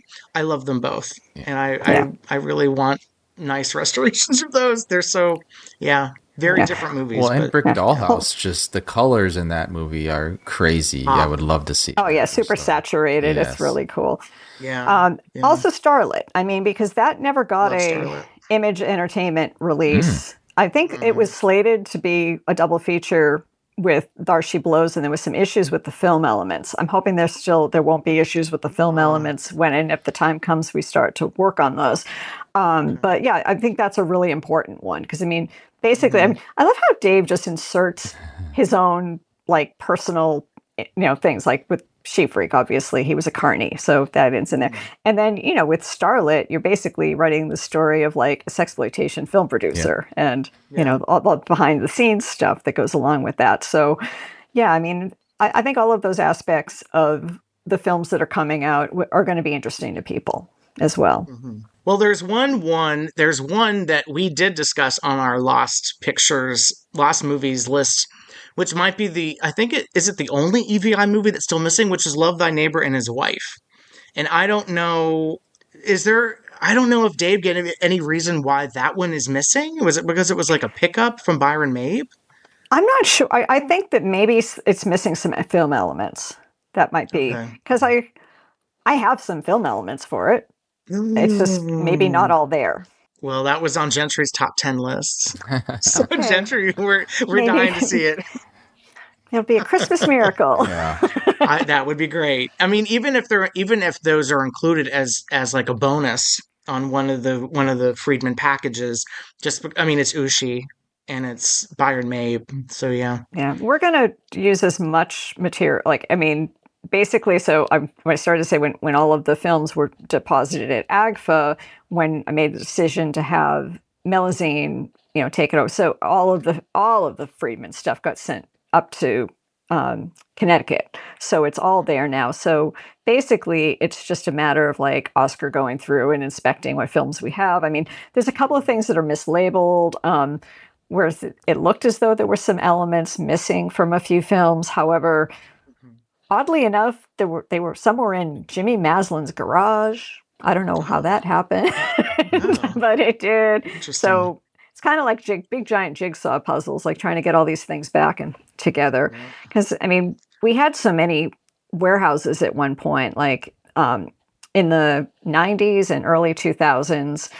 We had after Jimmy stopped doing QC video, there was a warehouse under the 6th Street Bridge in LA that was just, where everything got dumped after it got transferred, because our transfer house after that was up in Reseda. And that stuff had to all come back to Seattle at one point. And I think just some things kind of got lost in the shuffle. They might have ended up at Jimmy's home and whatever. So yeah, we're still finding things. I find things in my garage every once in a while, like, oh, that's where that went. Cool. Okay. So it seems like that's kind of the nature of trying to document and save the history of this genre in general. It's like bits and pieces here and there, and it's just like trying to put it all together. It is kind of like a big puzzle. Yeah. Well, I just appreciate all the kind of work that you guys are doing, because I'll be honest. My interest in I'm not doing the deep dive in research unless it's a project that I'm specifically working on at that moment, because I spent so many years trying to find all the information before there was an internet, or when it was the early days of the internet. And, we always laugh at, if you look at the descriptions on this, we now call it the Something Weird Archive.com, which is the old Something Weird website. I kept it just because I sometimes kind of need to, look something up, or even with a nudie, what's on Nudie Cuties 271? That way I can just go on there.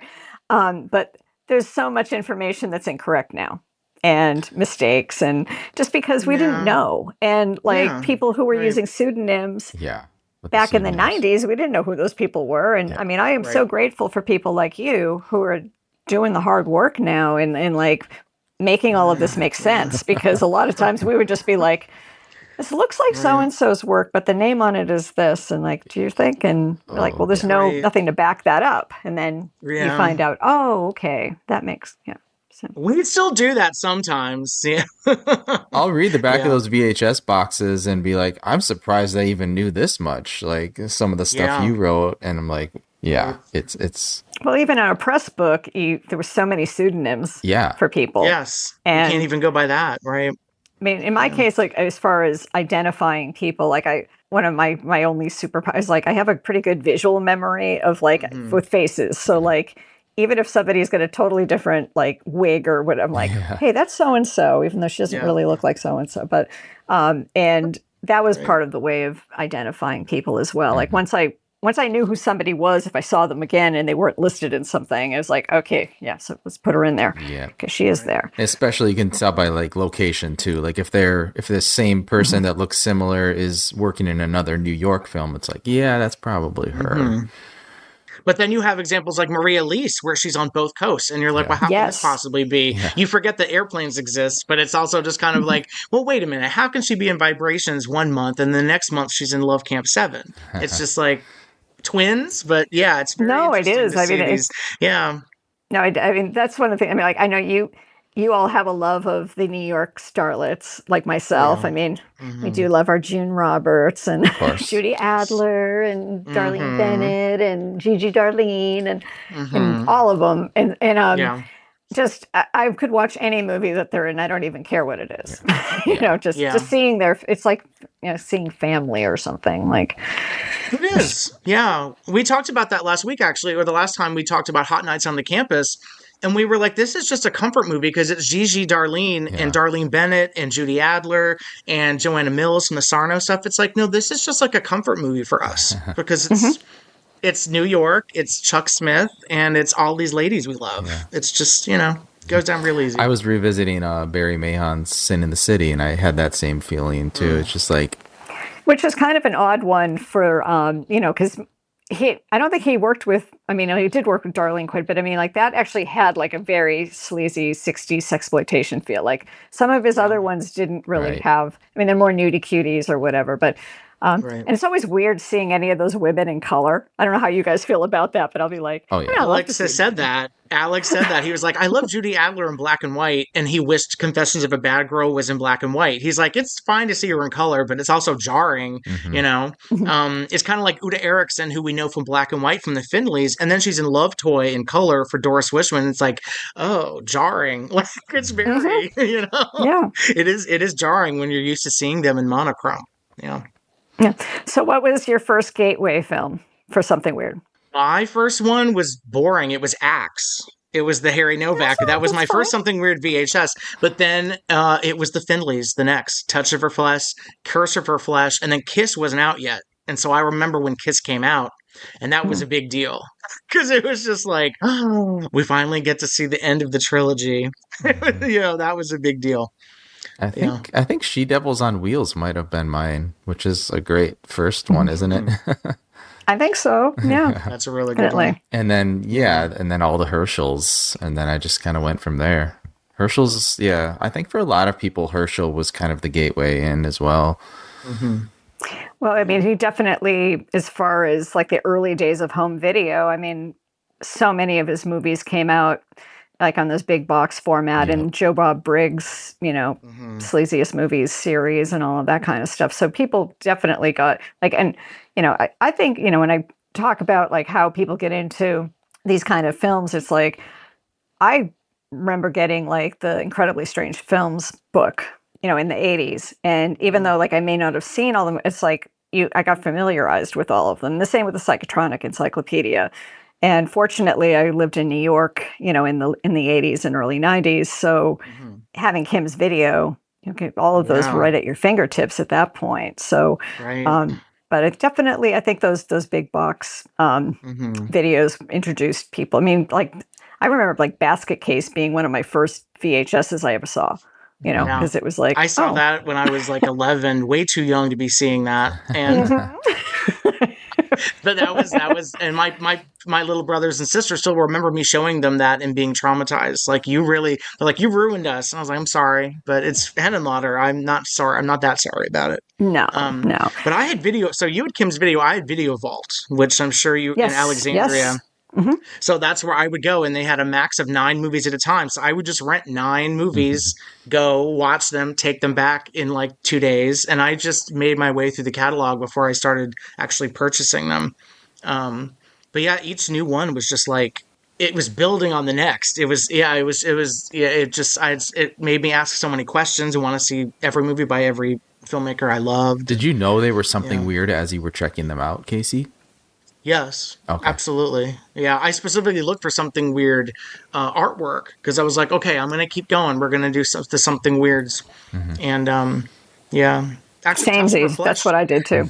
Yeah, and the Touch of Her Flesh, the first version I saw was the pre-negative version. So I remember that there was like a real change, I think, in the telecine, and I was like, it made it feel sleazier. It was like I shouldn't be watching this. I really shouldn't be watching this.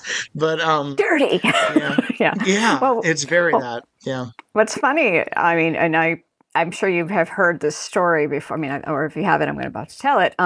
The earliest 35 millimeter films that Mike put on like home video were him shooting them from his his projectionist job at the Apple Theater from the audience. So like the first versions of like Sin Syndicate, True Career bootleg, Bed, Smell of Honey, Swallow of Honey, they are literally from like just a camcorder. You see people like walking by them and stuff. So even more sleazy than that first, real release of Touch of Her Flesh. So I would love to see one of those. I'm sure I did, and it's just lost to time because all the video vault stuff is gone. Because they never really replenished or updated their VHS if there was a new version reissued. They were just like, no, we're just going to keep renting this into the ground. I have the masters for those. I might how we do with AGFA, the Super VHS parties. Yeah. Maybe there'll be an Apple Theater Super VHS party. I would love that. I would be like, because basically you could advertise as like, put yourself in Mike Rainey's shoes. Yeah, where it's he's watching it's not drive-in mode. It's like Mike Rainey in the audience Mike mode. Rainey mode. Yes. I think that is brilliant. I think you should definitely do that. Well, down the road. But funny, speaking of Herschel, and I don't know if you guys have discussed this yet or on your podcast, but some of the movies that hadn't come out on the Arrow box set are being restored next year and it's AGFA plus something weird with a license from Jimmy Maslin doing like all brand new restorations. I mean, I even thought to myself like, okay, how many times can Blood Feast be restored? But it hasn't been restored in UHD yet. No. And what is it that Dave said? What did Dan say about the flower? The funny thing is about that announcement is like, I know that the jewel of it is, getting those 4K updates of the Blood trilogy, but I want to see Miss Nymphet's Zappin'. I want that. I think the Vinegar Syndrome version of that might be better than what we had. Our print is really rough of that. I mean, on the DVD. I remember watching it. Yeah, I still have that DVD-R, and I was just glad that it existed. So I was just like, I'm glad it's here. I am probably the only person that is excited about a Jimmy the Boy Wonder. No, you're not. That is the first ever. I love that movie. Literally, I get asked that. Like, you're restoring Jimmy, right? I mean, like that. They don't care about any of the other ones. It's Jimmy the Boy Wonder and Magic. Because I need it. I need the I'm Mr. Fig song in restored, please, to Blu-ray. That movie is crazy and wonderful. Yeah, that's definitely a favorite of mine. So it's going to be a really, really busy next couple of years. I mean, like I feel like I was thinking before, like, wow, it's been pretty steady with all of the Blu-ray releases. So like, I have to keep track of about 6 partners and like which ones, like which projects to work on. And I mean, obviously, I have my favorite projects, which I devote most of my time to. But then I also have I got to baby the other ones as well. So this coming year, there's just so much good stuff coming up. Yeah, Casey and I were just... It's not just... talking about that. 2026 seems like it's going to be a big year for... I mean, we got the Herschel and Dave. Like, 2 of the biggest names in exploitation have collections coming out. Yeah, and... it's not, it hasn't been announced or anything yet, but people have also been wondering, like, where are the Barry Mahon films? And those will be coming out. Gentry specifically, yes. Gentry specifically wants a Barry Mahon collection or 2 or 3. Yeah. They have been getting slowly restored, but it's basically like it's a process. So those are going to be coming out from a completely different kind of I'll let them make the announcement and do all of the stuff related to that, but it's happening. So that's also a fun thing. And Kino Lorber and Kino Cult are doing a couple of titles that we're getting out of UCLA archives from the Sunny collection. There'll be some like roadshow titles, but there's also some sexploitation. There's one sexploitation title that's we've only found part of it before, and now that we're going to release the whole thing. So that'll be a big deal as well. Yeah. But just keeping on. Yeah. Well, so the Mayons, I love the shorts. Are those being restored by any chance? I'm a big fan Yes, of those yes. shorts. Okay. I'm I sure they'll think be those are kind adding of my them favorites. Yeah. to whatever the release is. So it'll be like, Yeah. if it's a nudist oriented release, probably nudist related shorts will be on there. If it's more like, Sure. sexploitation, there'll be those ones. Yeah. So Right. Right. it's all good. Yeah. Yeah, those would show up at the end of like the tapes all the time. Like that, what's that double the with the Bennett sisters that was on like so many tapes. Double Trouble. Double Trouble. Yeah. Double Trouble. And I also love Naked Moonshine, which was on a lot of those at the end of the movies. And yeah, like, yeah, those, like you said, like, it's like seeing family, even though it's just, these models taking their clothes off for Bear Mahon. But it's like, oh, I get to see Darlene and Dawn, and yeah. I get to hear them talk, which is great because you really don't get to hear their real voices in a lot of stuff. So love to hear that. No, it's going to be. I mean, like I said, I have a lot to do. There's a lot of scanning involved with like these archives and stuff, but also assigning writing and doing my own writing, and which I should say, like I'm basically just trying to focus on like the something weird history aspect when I do a contribution now to these releases, unless it's something like, I mean, there's been a few releases that came out in the last year in particular, like with Teenage Gang Debs and Love Goddesses of Blood Island, Undertaker and His Pals, all those ones from AGFA. I mean, like I wanted to have myself all over those because those are some of my favorite movies. And I'm babies, so, but for the most part, I don't know, I see myself as being like the historian for my own company because, when you're doing this stuff, you're not realizing that it's going to even matter. And like, you're just doing your job or like what you enjoy, like, being involved with. And then you look back in retrospect and it's like, oh, I guess this did matter. I mean, because if you've got people talking about it on a podcast, I mean, how many decades later, it has its own history now. So it's up to me to document that as much as I can. Because, I mean, there's so many questions I have that, like, occasionally I'll be working on something and I'm like, oh, I wish I'd asked Dave or I wish I'd asked Mike that stuff. And unless I get out a Ouija board, I don't know the answers to some of the questions. So I'm trying to put everything out there that I know now before I lose my mind.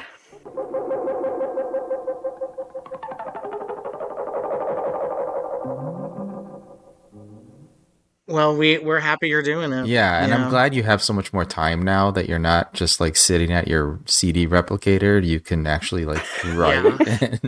And every time I sent in an order, I felt so bad because I was just like, Lisa knows I need these, but I hate asking her to send me these things. And I remember that I was kind of like, well, maybe to make it easier, just send me the discs and the art. I don't need the Amory cases. So I was just like, just send me those. You don't have to do any more packing. And so I still have a lot of stuff that's still in those little slip sleeves. I haven't bought the Amory cases. So I have a lot of my something weird stuff that's just here. Well, you've got it. Well, the other thing that people don't realize is, again, it wasn't just like, oh, I don't want to do this anymore. I mean, during and after COVID, getting supplies for like DVD or manufacturing in particular, like, I couldn't find blank discs anymore, or they were so expensive. It's like, because it's dead stock. And, my duplicators are old. I actually went and I bought a couple of new ones and they didn't work with the old masters.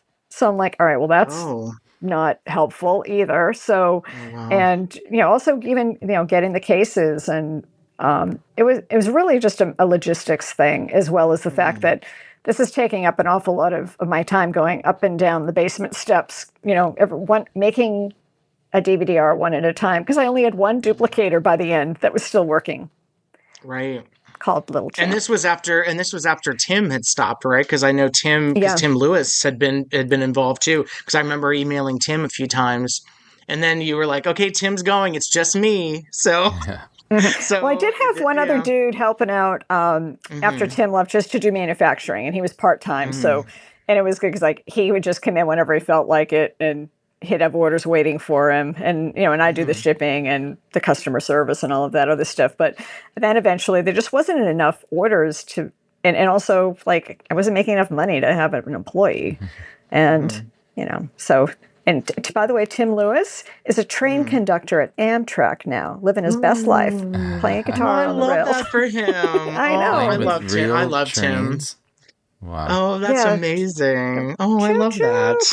Yeah. Oh, I love that. So, I mean, there is life after something weird if you choose. But Right. so, I mean, just as far as the day-to-day operation stuff is so much more manageable. Like, I mean, the only like this year, the focus was getting this Something Weird channel launched, which we did. That was in June, and then, I mean, I went 8 months without having a retail point of purchase for Something Weird, which is, because the old website I wasn't about to try to tackle that. I wanted to do something different, and I ended up just asking all of my colleagues, like, what do you guys use? And it seems like everybody uses Shopify. So a little learning curve there, but it's now, it's up there. And we've got all the latest Blu-rays and soundtrack albums, whatever image DVDs I still have left in stock. I mean, surprisingly, I have a lot of the Herschel titles I still have stacks of. So interesting. Okay. But this is the next chapter. Something that I did want to do, I know we talked before recording, we didn't want to keep you for that long, and now we've been going for 90 minutes. But because this is our last episode of the year, and you're the Christmas gift to everyone, that we get to spend some time with you and we get to learn from you, I wonder if we could maybe... We've talked about a lot of filmmakers in the past year, and I know that you had some experiences with some of these filmmakers during your time with Something Weird. So I wonder if we could throw some names at you to see if you remember any interactions with them. Okay, I'll see if I get my senior brain going. Okay. Well, I mean, speaking of the man, Barry Mahon, who we've talked about a bunch. So Mike and I met him in person at his house in... He was kind of in the valley in California, and he was a lovely man. He did not remember anything about any of the movies. Like, I would ask him specific questions, and it was right after the Northridge quake, and all he wanted to talk about was seismic activity and all this factual stuff about earthquakes, like scientific. And we're like, all right, let's get back. Let's talk about, we were asking about different actresses that were in multiple movies of his, and he didn't remember anybody or anything. It did end up at some point that Frank Henenlotter did a phone interview with him for Cult Movies magazine, and at least got a little bit of background, as far as he remembered some things and stuff, whatnot. But he was really nice, and he actually died not long after we'd seen him. So, but I'm glad we did get to meet him. I got a nice photo of Mike with him. So that makes sense, because I always think of Barry as kind of, he was a businessman. He was probably more interested in the money side of these movies. He wasn't so interested as what was happening in front of the camera. Yeah, I think you might be right. So yeah, did he talk about airplanes at all? I know he loved his airplanes. Oh, yeah. Oh, we did talk about that. Yeah. I remember. Yeah. I mean, it was just more personal stuff. I mean, it was okay, it's a funny example. So one of my favorite sexploitation actors is Sam Stewart. Mm-hmm. Yes. And he's, yes, I have a little crush on him. And, which is kind of creepy because he looks like my dad a little bit when he was younger. we won't go there. Anyway, I finally had a phone conversation with him, and he didn't remember much of anything either, and he just wanted to talk about when he was in the Navy and he got to be in Seattle. He was asking me about Seattle stuff, and I'm just like, let's get back. Let's bring it full circle. But then he passed, and I didn't get to get any more stories out of him after that. Tell us about Sheila Britt, your wife. Yeah.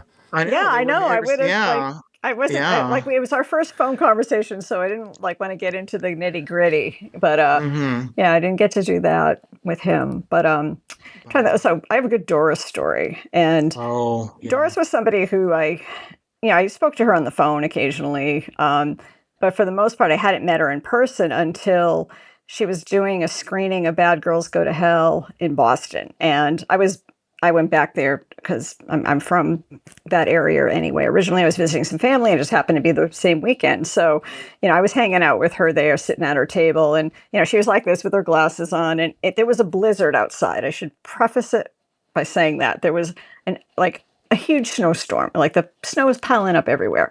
We had a good turnout for the thing, but so she's there in her little green jacket with the leopard collar, and open-toed mule heels in the snowstorm. Which was like so Doris, she thought she was in Florida. And she's signing things and, bantering with her adoring public. And for 1 second, she took her glasses off, like her sunglasses, to like probably so she could see. And some guy snapped a photo, and she went mental. I mean, she just was like, "Oh, you monster!" And she's like, "I mean, you better not show that picture to anybody." She just went off on the guy. It was actually really funny. But then she put her back on. She was back to being Doris. But yeah, that was my Doris That's story. so funny Monster. that's like she considered that like part of her persona. That's so funny. And the vanity aspect, because I mean, when you get a little older, you're getting crinkly around your eyes, and like you always look glamorous in a pair of sunglasses. So yes, yeah, exactly. And you had mentioned Bob Cressy. Did you ever meet Bob? I never met him in person. I did speak to him on the phone quite often because he called the house constantly. But he irritated me so much, I would just hand the phone to Mike most of the time. That sounds like Bob. I'm sorry. Hi, Lisa. I'm sorry to bother you. That was like one of the things he would always his opening line. But he ended up having a very nice relationship with Tim Lewis. I mean, they were buddies. And Tim Lewis does the best Bob Cressy impersonation of anybody. Although his impersonation of Bucky Beaver is exactly the same as Bob Cressy's voice. That tracks. I think I could see them being the same person, actually. Bob. I can see Bucky Beaver maybe being just an animated version of Bob Cressy. Does Bucky Beaver have a two-way mirror? Yeah. Probably. I did get to know Don Davison really well. And because yes, I mean, I really enjoyed talking. He was really great. But he and I both shared a love of carnivals and circus memorabilia, and so we didn't just talk about movie stuff. I mean, we'd talk about just collectibles, and I just think he liked to talk to a woman at that point in his life.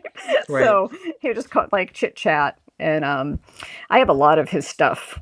When he passed, he ended up giving Mike and I a whole lot of just not just his exploitation memorabilia, but like his circus stuff and his Duncan yo-yo stuff. And he was just an incredible guy. Yeah. Quite a character. Maybe a Don Davis collection. Maybe. I would love Honey Britches to get restored. I love that movie.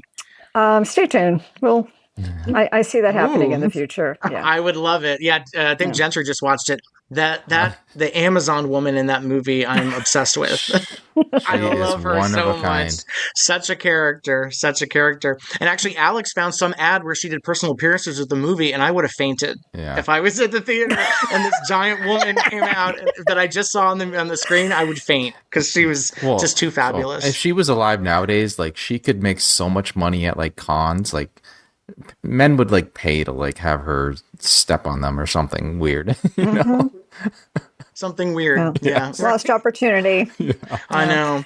Well, actually, speaking of actresses, that was something else I wondered because I think you've talked about how the Arquettes order their mom's movies from Something Weird. Mm-hmm. Brenda did not, like All of Me, which she's actually really good in. Did you ever have any actresses who made these movies reach out to you and ask for copies without, just to see their work? No, I mean, what's sad is I wish. I mean, I do, like, I have a good story recently, like, that happened that was totally bizarre. But no, I mean, like, for years and like, we sent stuff to Audrey Campbell because we got to know her. I mean, she did surface, but like, I mean, I would have loved to, get a phone call from June Roberts or Darlene Bennett and be like, hey, can you send me my movies or whatever? Yeah. What's her name? Okay, she was one of Friedman's. Okay, here we go. Senior brain. Sherry Mann. Sherry Mann. Yeah, she's resurfaced. Yeah. Yeah, so she's somebody who did reach out as well. So I hooked her up, but.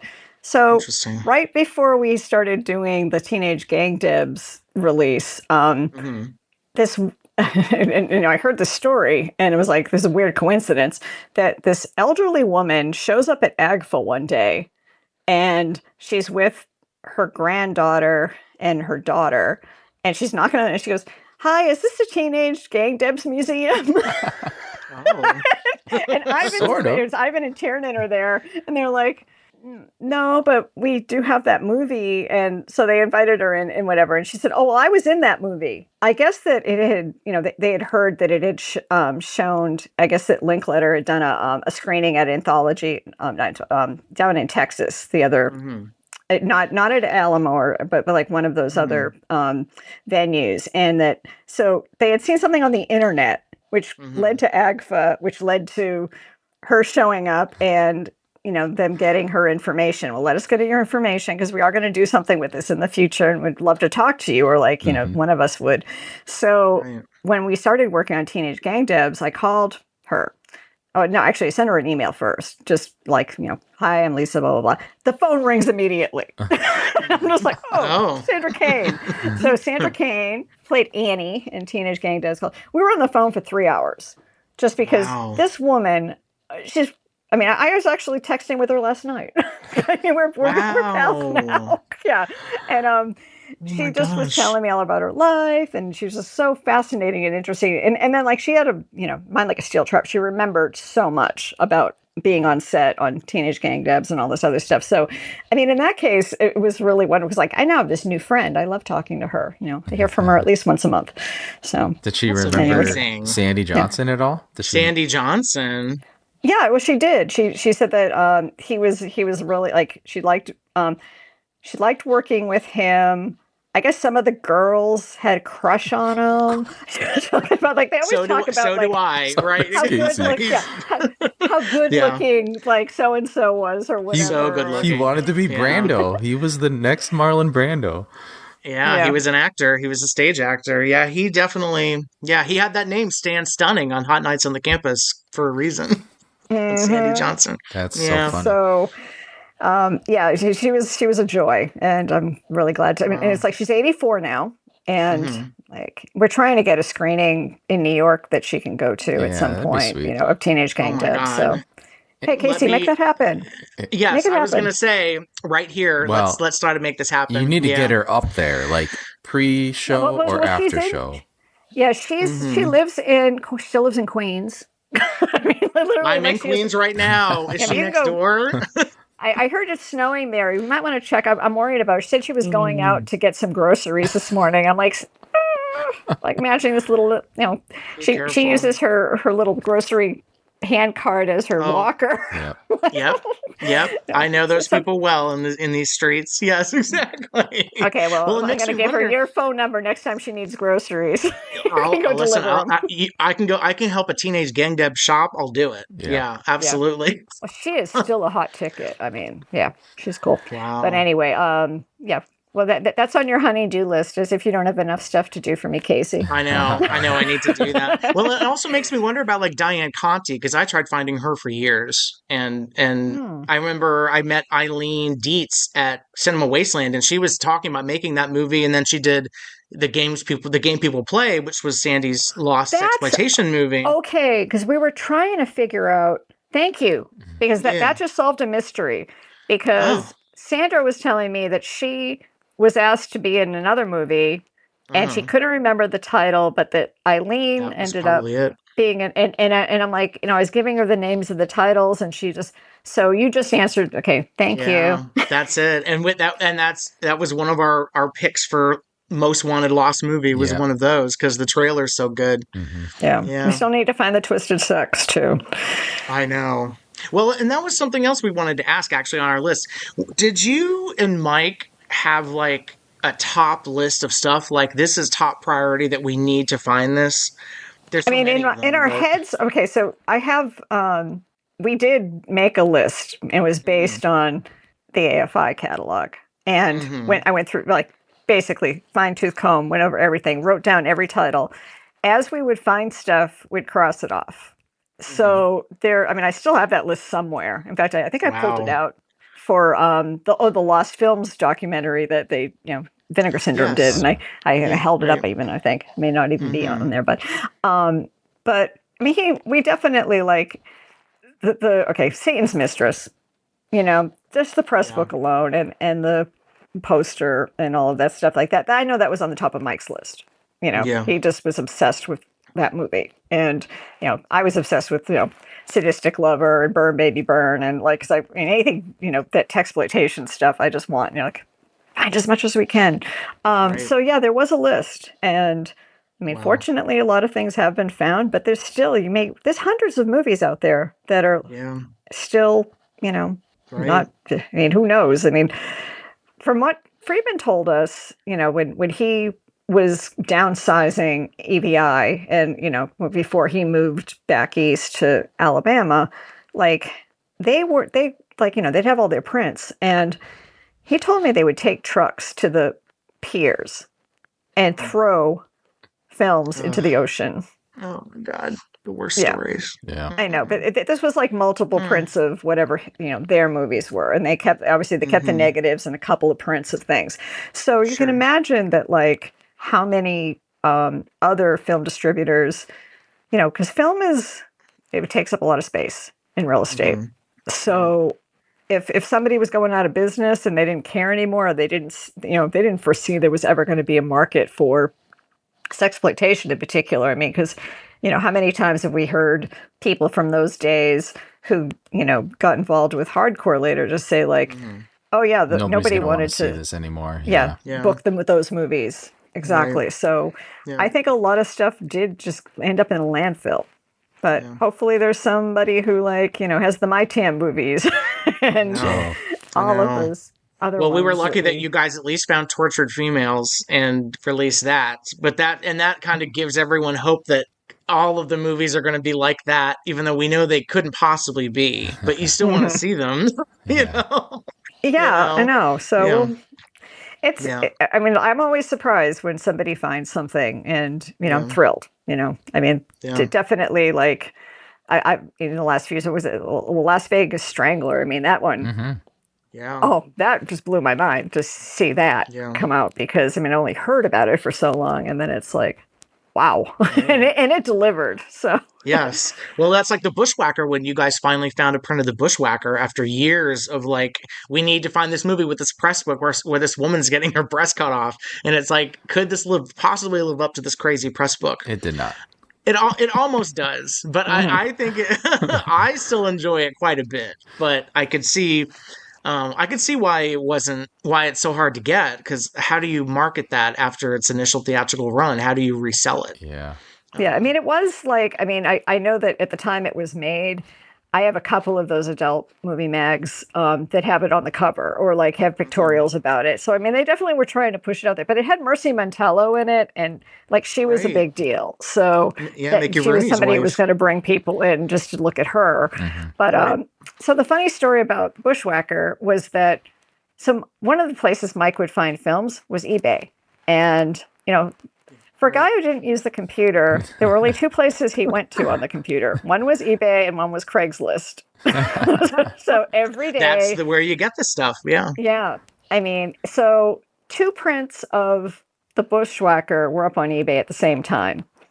And one had the scene with the breast being cut off, and the other one didn't. And he didn't know. I mean, didn't know. So we got our version, our first version is edited. And when we re-released it on Blu-ray with Mondo Macabro, they were able to like kind of import some of the other missing footage into our version. So at least now it's complete. But, I remember that. Funk. Yeah, I do remember that when that happened. Well, because eBay was also, who else did that? The Code Red Boys used to do that. They would haunt eBay and get that. And actually, I have to tell you this story real quick where the Code Red Boys had, egos, obviously. But like I said, everyone wants to be something weird because they see the cottage industry and they're like, well, I want to do sexploitation too. So they found the camera negative to this movie called The Velvet Trap. But it's a black and white Las Vegas thing. And they were like, I don't know if we want to do this. Well, I told a little fib and told them this is one of Mike Brainey's top 5 most wanted lost movies. And they said, "Oh, really? Well, we're gonna show Brainey. We're gonna get this movie." So they got the camera negative, they restored it, and they put it out. But they weren't gonna put it out initially because they didn't like it. And I Oh, keep there you telling go. them, I keep telling them, Mike really wants this. Mike really wants this. Like if Well, he you would know, want any movie that wasn't, that was from right, that time period. right. Whatnot, I mean, it wasn't exactly a lie, but I definitely greased the wheels there. I was kind of, Good for I knew you. I had to get the competitive egos going because I was like, listen, and then I was like, and then Mike can see it because it'll be out. So I don't think we ever so got it on, like, he would not. Okay, so things are a lot different nowadays than they were in those cutthroat days, when there was like a handful of video companies trying to do the exploitation thing, and right. everybody was constantly cease and desisting each other, and like, you're stepping on my toes, and it was a really kind of angry atmosphere. And I don't know what one of my goals with taking over something weird and was to try to smooth out a lot of things. Definitely in the beginning, right after Mike died, I mean, it was a little scary because like I wasn't sure what the heck I was going to be doing, and vultures did come out of the woodwork, and I'm just like, just leave me alone right now. Like I need to process and assess the situation. And what I found, like especially like in the last decade in particular, just working with the new, like these other boutique labels and other companies that have been around a little bit longer and stuff, like just really stressing the whole collaboration aspect of it. And also don't look at everybody else as like your competition and your enemy. It's like, this is about like, we're all in this to preserve these films. And if there's any way that we can help each other do that, like more power to all of us. And it's just been really like, for me, it makes it a much more like pleasant experience. And, I feel like, when I mend a fence here or there, like, okay, I'm trying to like, make the world a better place because there's already enough, just distractions and, all of that kind of stuff nowadays. So, Yeah. Right. But at least we're getting the Friedmans. I'm so excited, and I can't wait for Trader Horny as well. I love Trader Horny. Oh, good God. I legitimately laugh at that, and also I love that all three of the Safaris. leads are redheads. I love the redhead. I do like brigade the in that Friedman movie. redheads as well. I think. Yes. Oh, the Christine women are beautiful. Murray. It's just the movies Christine are Murray. just so like, That's my favorite of those, probably, because it's less of a costume picture and more of like a parody of old Hollywood. Yeah. And I think that's why I like it more. But I think Starlet is fantastic. Yeah, that's the Dee Lockwood, another redhead we love. Yeah. Yeah. Yeah, well, like I said, I mean, there's stuff coming out the gate. Obviously, we just had our first big one, and we've got something in production right now, which Casey knows all about. He can tell you off camera, Jenny. And that's going to look amazing too. But it's funny about Trader Horny because Dave, he was really proud of that one, and he even put it up like for consideration for an Academy Award. I kid you not. He like sent in the paperwork and everything. Oh my God. He didn't mention that in the commentary. This is brand new information. Yeah. Wow. I have the paperwork. Because somewhere. he didn't win. So he's not going to bring it up. Oh, that's why. Right. He's not going to bring nothing to brag about because he didn't get nominated. That's interesting. I wonder what the Academy Award winner was that year. I can't remember what year that would have been. So, well, what category did he put it in? Some homework. Like production design, cinematography. Can't do costume design because what are people wearing? But I don't know. I mean, Dave shooting for the stars, or he's like screenplay because he wrote the screenplay, so he might have he wants that Oscar, and that's ultimate bragging rights in around with the rest of the thieves in that industry that I won an Oscar. So that's wild. But 2026, 27, we're going to be very busy. Yes. Thank you, Lisa, for coming on and chatting Dave with us and finally getting you on here. Well, I appreciate you having me, and I mean, I'm so pleased with what you're doing, and keep at it. I mean, I totally had forgotten about like Una. I love Una. Yeah, that's another one of my favorites. There's a lot of good 70s ones. Or Marina or whatever ones. Yeah, Jennifer I love Matinee Wives. Like there's so much good stuff. The catalog has so much good stuff in it. Yeah. And a lot of stuff that wasn't put out through Image. And so that's why it continues to be such a rewarding dive into the catalog because there's all this stuff that is just like all kinds of different movies. It really is so diverse. So. Well, basically, Cult Pix will be the source for like the majority of movies that may not be getting to Blu-ray I mean, you've probably already noticed, like on the Something Weird channel, that it's not like the most recent restorations. We're just keeping the old standard definition content there, because I mean, obviously, we want people to buy the Blu-rays, and but I'm hoping that just by having like all of these kind of underrated titles that really, like I said, they got buried in the catalog because there was just so much stuff. That people are discovering them by streaming. So they just put up, Casey, Love Me Please, the Christmas Linda Boyce in color and Uta movies. and we just talked about that because he had asked, is there like a sexploitation Christmas movie besides Seeds? And I said, well, Linda Boyce does go window shopping on Fifth Avenue for Christmas in Love Me Please, so that counts. With Uta Erickson. Yeah, Linda Boyce. God, I love her. Yeah. I'm definitely going to have to clip that and post it at some point closer to Christmas here. Yeah. Look forward to seeing what gets posted. Yes. I know, exactly. Make sure to do those tags. Yes, right? I will. Right.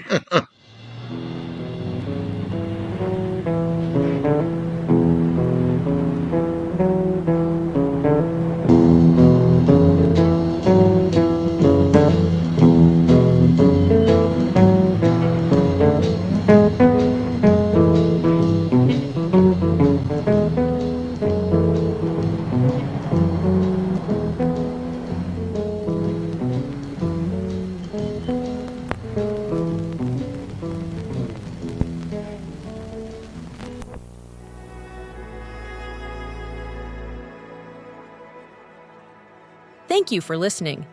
To hear more shows from the Someone's Favorite Productions podcast network, please select the link in the description.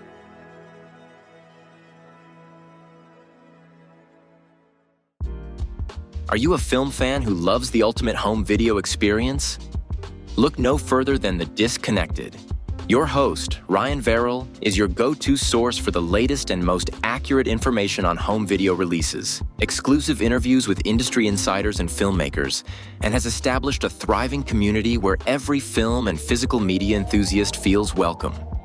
From hidden gems to blockbuster hits, The Disconnected brings you insider knowledge and a welcoming space to share your love of cinema. Watch every Thursday night at 9:30 Eastern, 6:30 Pacific for the live announcements show, and follow The Disconnected on social media to stay updated. Subscribe to The Disconnected on YouTube or on the podcast provider of your choice, and dive into a world where every movie night is an adventure.